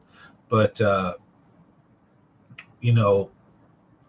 that's what I do for a living, so I might incorporate that in there. There's enough home improvement channels already. So I'm not trying to make this one of those. But anyways, Common Sense Talks. There's going to be a lot of stuff coming out over there. I haven't been really producing a lot of content over there because I barely have any subs. But the more people we get over there, the more we're going to put. Ooh, and I'm going to do a big push. So what I'm going to do is I'm going to start producing a lot of content and pushing it out and seeing if hopefully some of it grabs and gets some traction. So if you're interested, check out over there. Otherwise, this is the fishing channel where we talk about all kinds of stuff. Yeah, the Frey Experience is a great fishing channel for NorCal fishing. Exactly. You'll see here that like I think there's a couple of dudes. I know the industry pretty well. There's probably a couple guys that probably don't like me or like just don't care for me because I'm a burnout. Yes, I'm a pothead, whatever. Hide your kids. Ooh, I'm a cool dude. I do a lot of positive things for the community, for everybody else. Sure, I drink a beer and I partake a little, but I'm not a bad dude. I don't condone like kids using that shit. I don't like want people acting a fool. I'm a very responsible person. But I think sometimes, certain just crowds, I'm just maybe not 100% jiving. And so, different people, like you share groups of viewers with other people, right? And so I kind of have my little select crowd, and I know like other fishermen have their little groups, and we're always trying to grow And there's a lot of good channels out there. I don't really hate on any of them. I think most of them are pretty good, to be honest. Um, I think my channel is a little bit better than it's a little underrated. Like, we only have 1,500 something members, almost 1,600 members. And I think the cool stuff that we do on the channel with the giveaways, with the Christmas stuff, I think with all the crazy, saving a dude at the Delta, with all the tips and tricks I try to do, with the open from the heart conversations, I think this is a pretty cool channel. I don't think it's had a chance to really grab traction, for one. And two, sometimes, I might rub some people raw when I'm just honest in who I am. But that's who I'll always be. And hopefully, I think I'll just attract a nice crowd of people who aren't too thin skinned, who love taking jokes and giving jokes and fit right in this crowd. So here's to you guys, to Common Sense Fishing, to the fam, to all the viewers, subscribers, members. Anyways, in the end, I just want to produce stuff that helps. It's all about fishing, especially with the kids. Like, I want to make all the kids of the world too fall in love with fishing. Like, all the teenagers, all the young ones, and then old people too. Like, I really want to. I wish I could start a charity where we took old dying people fishing, where we took someone who's got a year to live, or we take people who are, even if they're not that messed up, but like they don't, like, their family don't visit them in the old people center, load them up in a little van and make sure everybody had their wheelchairs and everybody was safe. And you take them to like a trout, like a farm stocked pond, but just the wit, just to get these people out back into the outdoors and the sun, and the feel of a fish on a rod makes me damn near want to cry, just thinking about maybe what some of these people think about it. Like, you damn kids, you got rich or you got well off and you worked your whole life. You gave all this shit to your kids, and your kids, when you start getting like 80, 85, and you're all ordinary and old, and they stick you in like a old people's home, and all you get is turkey and mashed potatoes for the rest of your life, and a bunch of old folks. I'd love to see a charity that took old people fishing. Maybe we could start something like that. You never know. uh, I'd be totally willing to be the first guy to offer my boat. There's just a raw stupid shit. You get one person hurt, right? You take an old person on the boat and they fall in or something happens. So like, if I knew a place that had like stocked fish, and like you could pay to, I would gladly save money up, or how would you say, like, I would push and try to help develop a fund, or a GoFundMe or something that would generate the revenue to pay for the bus and the fishing licenses, or like 1 day license or whatever, an entry to like a private pond. And I would be glad as hell to take like a group of old folks and get them. you know I honestly really would. Just, maybe we'll do it. What do you guys think? Let me know in the comments below. That's all the kinds of, stuff like that. That's what I'm hoping this channel can grow and become. I always like to say, like, the Joe Rogan slash like Mr. Beast, uh, tactical bassin of fishing, right? I want to be the dude that tells it how it is, keeps it real, and gives to the community. Well known, nice dude. And fishing related, right? So kind of a lot, right? You're asking for a lot there, Sam. Jack of all trades, buddy. All right, pick a lane and stick with it, right? But the idea is, I would love to. I don't chase power. I would love to have a position in life to where I would be able to use what I had to genuinely help people. Because I think a lot of people, when they do get that position in life, they take it to buy yachts, and they take it to take their family to Cabo, and they take it to go on trips to Hawaii, and they take it to buy a summer home. And there's a lot of people that have the means to help, but they just don't. And unfortunately, I do everything I can. I wish I could do more. The way my family was raised, to be honest, probably not the best. I mean, I had like church members or family members that weren't related to me, that like knew my parents, living on our couches sometimes, because my mom would open our doors to people, and because it was the right thing to do when people were struggling or stressing. And so occasionally as a kid, we just have like random strangers for like roommates for a couple weeks as they got their feet underneath them. And then we wouldn't see them again, you know. And mom and dad always told us what it was, and it was they were always careful. It was always like someone from the church or someone they knew. We might knew a little bit, but it always stuck with me about helping people and taking care of people. You know, that's why I would love to grow this channel to a sense where we could actually do a lot of positive with it. Because it's not that I'm the most well-known fisherman. It's not that I'm the best fisherman, but maybe the charitable fisherman, the one who helps, the one who gives away, the place to hang out and just chat and learn new things. Perfect way to say it, Curtis. So here, and cheers. Hell if I know, Curtis Leduc. You guys put it perfectly. So you guys know what I'm saying. Just trying to create an environment that's safe and fun for everybody to chat fishing, help each other, learn things. Kind of a cool little, little its own little world, so to speak. So it's already almost 8 o'clock. Usually I could go to 9, but I wasn't sure if I wanted to do a 6 to 8 or a 6 to 9. What do you guys think? You guys want to hang out some more? And because the main purpose of this live stream tonight was to share the news with everybody of what's been going on so you understand. To also let you guys know I am in no way, shape, or form planning on slowing down, quitting, or stopping of any form. Unfortunately, there's just been these events and, HVAC and everything's been throwing little monkey wrenches here and there. But I fully plan on producing a lot of really good content and putting a lot more stuff out, getting out there fishing, Delta, Pedro. Again, I want to go see these other lakes. I want to go to a lot of lakes around here that don't get fished. Turn you guys on to some new fishing holes, hopefully. Also, too, fish some of the stuff that kind of gets forgotten. Excuse me, like Lake Eastman right now is a puddle. I hear not to fish it. I don't hear anything from it. I don't hear any good news. I don't think you can launch a boat, but who's to say you can't go fish it from a kayak or fish it from shore? So I'm adventurous. I'm open. I'd be more than happy to load my truck up with some poles and lures and go head out to Eastman and shore fish. You know, so when they close these lakes down, that don't mean you got to stop fishing. You just can't fish from a boat, maybe. That's all right. I've been fishing 30 years and I've only had a boat for like 5 of them.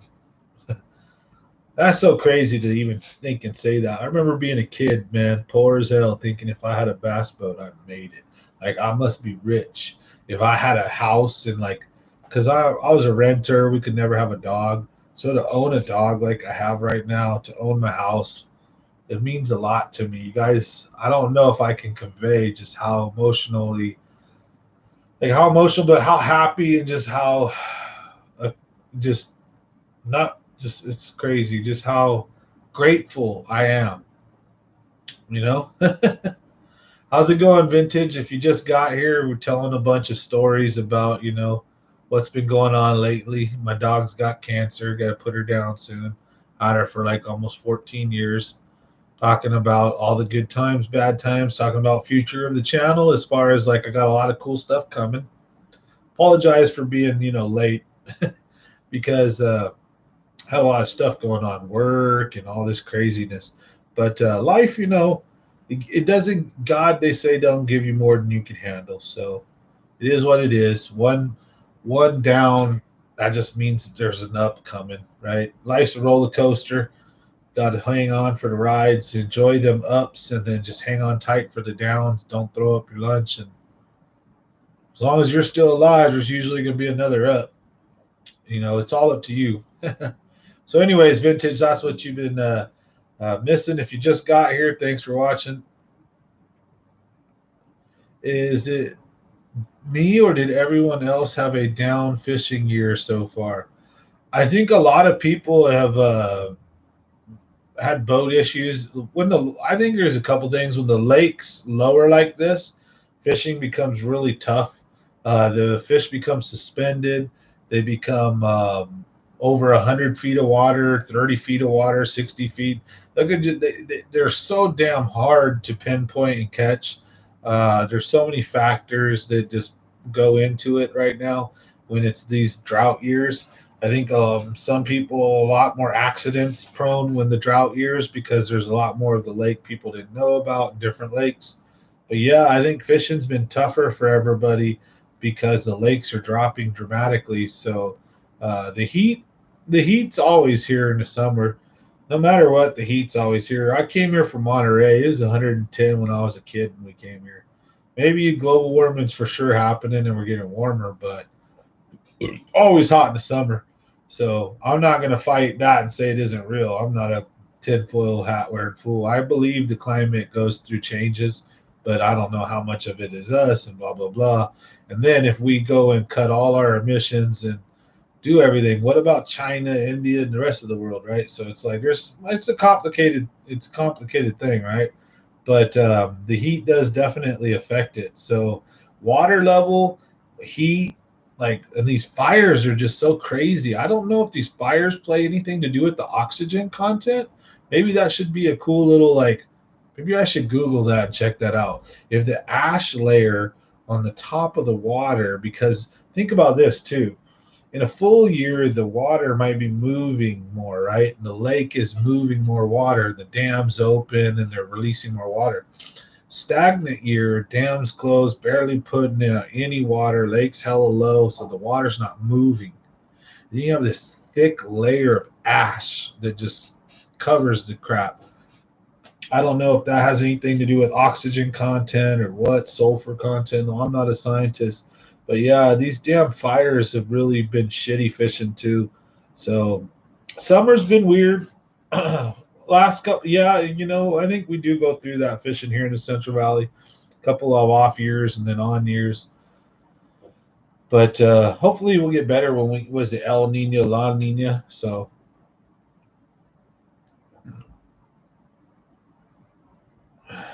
going to plan a Montana trout trip. I've been stuck on that type of fly fishing lately. Yeah, I've seen a lot of dudes fly fishing the Delta. Fly fishing looks like a whole nother challenge. And here's when I was younger, I'm going to speak real quick if you guys don't mind. When I was younger, um, used to be a little more judgmental, right? About like, ooh, bass fishing is the way to be, right? And bass fishing's the best. And then bait caster or this or that, right? Or oh, you don't need expensive stuff. You can fish with cheap stuff. And I caught double digits on $50 combos. But you get as you're young, you get you're real judgmental. You think you know it all, or even if you don't think you know it all, you're just like pooey. That you have your own just dumb opinions, I think, so to speak. And as you get older, I think as you master things and you get better at things, or you conquer them enough to where you feel good and then you move on to that next challenge. That's what fly fishing is. Fly fishing is when you've gone from bait fishing and trout fishing and cat fishing to bass fishing, and you go from spinning rods to bait caster, then you go from all that to all this and all that. Fly fishing is like the pinnacle almost, or one of them, of the challenges of fishing. Very tough, very key location specific, because it can be hard to go to a lake like Pedro or McClure, and if all the fish are down on the bottom and it's like summer and brutal hot, you can take your magic fly rod out there and whip it at the water all you want. You probably won't catch jack shit, or if you do, it might be a trout. But you take that to like a stream, a river, a creek, or just like the right place in the right time. Like that's a challenge I can't it's not that I can't comprehend wrap my mind on. It's a challenge I can't do right now. Like I don't know how to use a fly rod, and I have no negative comments about those who do. I know a lot of people think they know. They're like, like there's a lot of bass holes in fishing, right? And like some people think bass fishing is better than musky fishing, is better than pike fishing, is better than cat fishing. Fishing is fishing. The idea I think is to de-stress, calm down before you have a heart attack. Because I mean, you got your wife, you got your kids, you got your job, you got your bills, you got blah blah blah blah blah blah blah blah blah. All this shit stacking up. It's like that's what fishing is. And then depending on your area, depending on where you're at, your body of water, what you got, then you target whatever is there, right? And this, like I said, it's like a challenge. As you get more into it, you get better at it. Um, it's I could definitely see maybe myself one day fly fishing. I just don't have the funds and money to do like a trip to Montana. Sounds so awesome. I'm very happy for you, and I wish you the best out there. So I would love to do like some Alaska fishing, some Canada fishing. I would love to try some fly, some deep sea. I remember, uh, again, we're going off here, but I remember when Roland Martin went into deep sea fishing, when Bill Dance and all the other pros, this is old school, like in the '90s, right? When all the other pros were still hardcore BASS, bass fishing, bass fishing, bass fishing, and and Orlando was like, or Roland Roland Martin's like, I'm moving to Florida and I'm ocean fishing, and he started catching marlin and all this crap while Dance and everybody's still fishing for these little green bass. And that's my point is it doesn't matter whether you're a crappie fisherman, trout fisherman, carp fisherman. I think the number one thing is fishing is good for everybody, including the fish population. It's food for you if you want to eat it. It's a skill to learn. It could pay off if you ever needed to feed your family. It's a good time. It's de-stressful and it's out in the sun, vitamin D, healthy for you.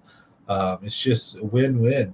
And so I'm not going to knock any fisherman of any type, as long as you're a good person, right?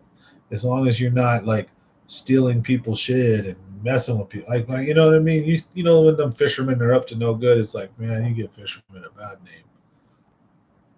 But anyways, let's read some comments. So Pine Flat and Kui have been slow all summer. Best trip was Lake Success early this month. Yeah, I heard. Been wanting to go to Lake Success, but late summer can turn off. Right now, one of the only places on fire is Lake Tulik, because if you look at the map, Lake Tulik is below New Melones, and then Lake Tulik has a river that comes out of it. So Lake Tulik is full from New Melones. It's one of the only full lakes in the entire state, and the water temperature in the lake is much colder. So I probably wasn't supposed to tell you guys that, and here's the deal: out of respect for some other people and friends of mine, I didn't go mess Lake Tulik up this year. I could have. I could have blown that lake up like a big ass grenade. I know very well for a fact multiple 5 to 7 pounders have been coming out of Lake Tulik, along with 10 pounders too. And all of them by my friends are people associated with, not because of me or anything, but just I know a bunch of people been out there killing it. I've been out there killing it, but I decided it wasn't a lake I wanted to blow up.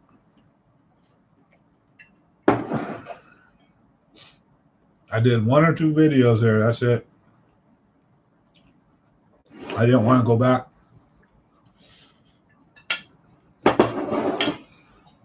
Good fishing.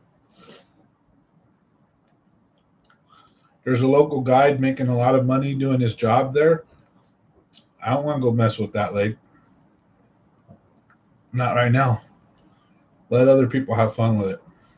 I like the challenge too.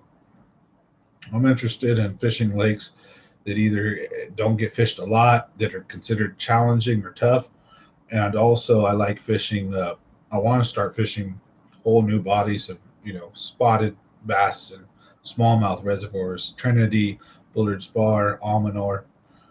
But, fire season plays a big role in everything. Money, income, life. My dog has cancer.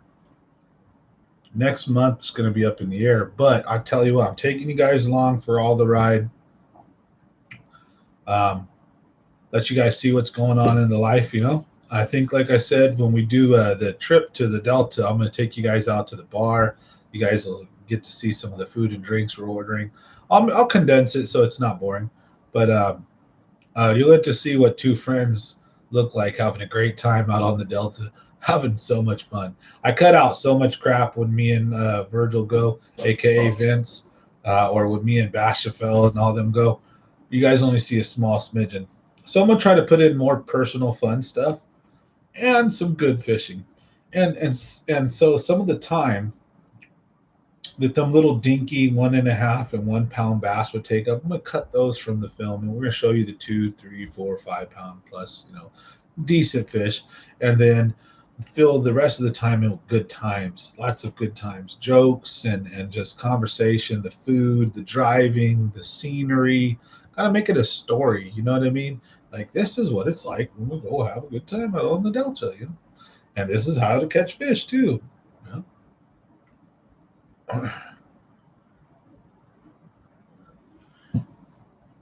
Yeah, I've seen them. I've seen the guys fly fishing out there. I think that it's a great sport. I don't have the skill yet to conquer it. That would be one day. I could see myself doing it as I get older if I got bored, or not necessarily bored, but I just started catching a bunch of big bass. Like that's why Don Mormon's, crappie fishing right now. He's got 60 bass over 10 pounds. Do something different now, right? That's why Roland Martin moved out towards Orlando, Florida, and started catching marlin and stuff. He's tired of catching just bass his whole life. Um, this is a bass fishing channel primarily, but this is a fishing channel, common sense fishing. So we gonna fish for anything and everything. And that's where I plan on taking you guys and gals along for the ride. So cork poppers, but it's hella fun. Oh, bream and panfish. Yep. I like the cork poppers anyways, or like a popper, like a small little wooden popper for bass too. Less movement, more finesse, but they work for a key area. So if like you see current moving past an area, there's like some rocks or there's like some weeds or something, and there's like this kind of calm area, and you cast it, take your time and pull the fish out to just smash it. Versus if you threw a whopper plop or a walking bait and you had to kind of keep it moving, and popper gives you a lot more versatility. So those little cork poppers, are fun dude to fish with. I've caught a fish on a fly rod, but like, yeah, I think it was a bluegill, and I think like when I hooked it, I flung it out the water. It fell off the hook and went flying. And it wasn't. It was like, whoosh, whoosh, whoosh. And then when I seen it bite, whoosh, and then, whoo, bluegill was like, well, I couldn't get anything. I couldn't get a bass to bite. It was tough. So I didn't have any success with mine. I tried it like a couple times and it was like, wow, this is challenging. So hats off to you guys that can get out and do that. That's a that's a skill that is definitely worth learning. So all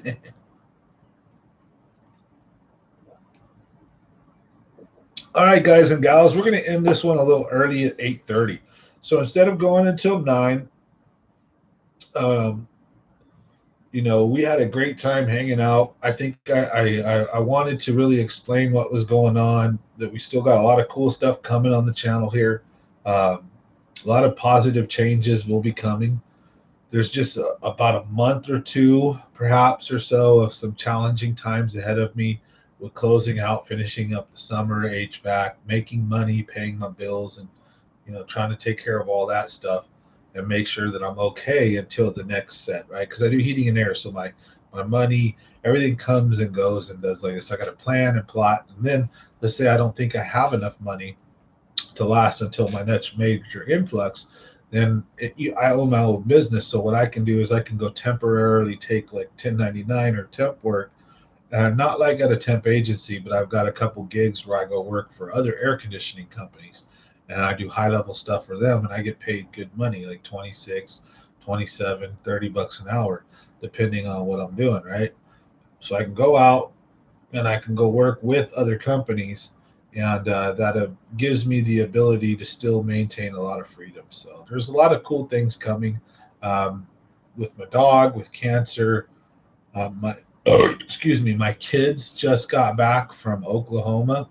So for those of you who don't know, I have pretty much full custody of my kids, and I get them all school long. I have legal 50-50 custody. Me and the ex-wife were supposed to like 50-50 talk about stuff and 50-50 be responsible about stuff. But I have physical custody like 90-10. So I get them all school year. She gets them during the summer, so she gets them like 2 months out of the year. So I had to go pick my kids up from the airport. So there's just been a lot of excitement having the kids back home, spending time with my son and daughter, with all of them, all four of them. And, so there's some challenges. I just want to let everybody know that I'm looking forward to just getting out there and hammering some bass, showing you guys a good time.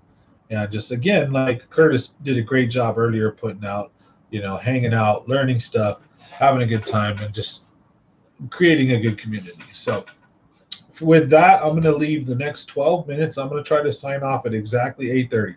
If we pop off, if a bunch of people jump on, we get busy, whatever, we'll run. But the idea is I see we're floating in between 5 to 7 people here and there. So 8:30 we'll jump off. If you guys have anything you want to chat about, I'll hang on until then. Otherwise, I appreciate everybody watching, and good night. And thanks for your support and understanding. For those of you watching this after hours, thank you as well for your support and understanding. Um, going through some tough times right now, but again, I say God doesn't give you more than you can handle, and that at the end of every down is definitely an up. Just like at the end of every tunnel is usually some light. You just got to make it until that, right? Because sometimes it seems like it takes forever, and that the struggle is real hard in between the ups and downs. But I've been fortunate in my life and in my psyche to be able to mentally deal with what life throws me. Like I've lost a son, been divorced, mom's passed away, I've been homeless, been bullied. I've had a lot of bad things happen, but I've had a lot of good things happen to me. So much good. So I feel so well balanced in the sense that I've seen what life can give you.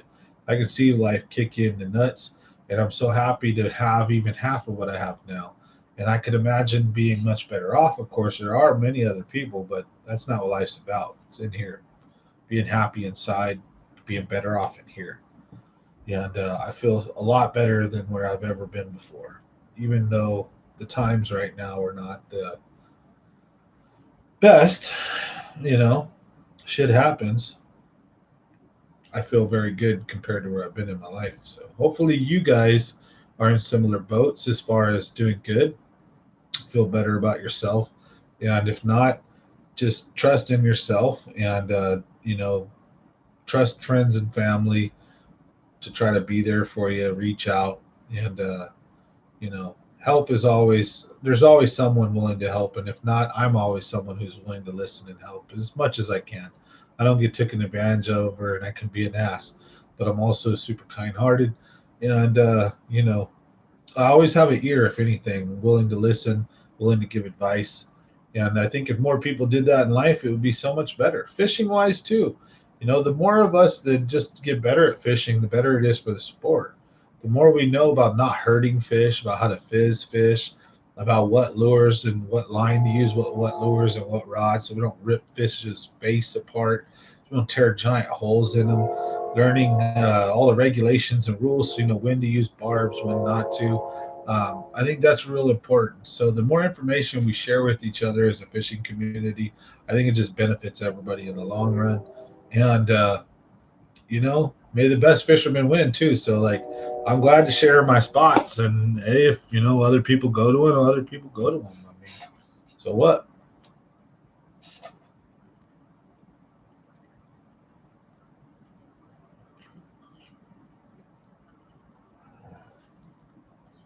Heck yeah.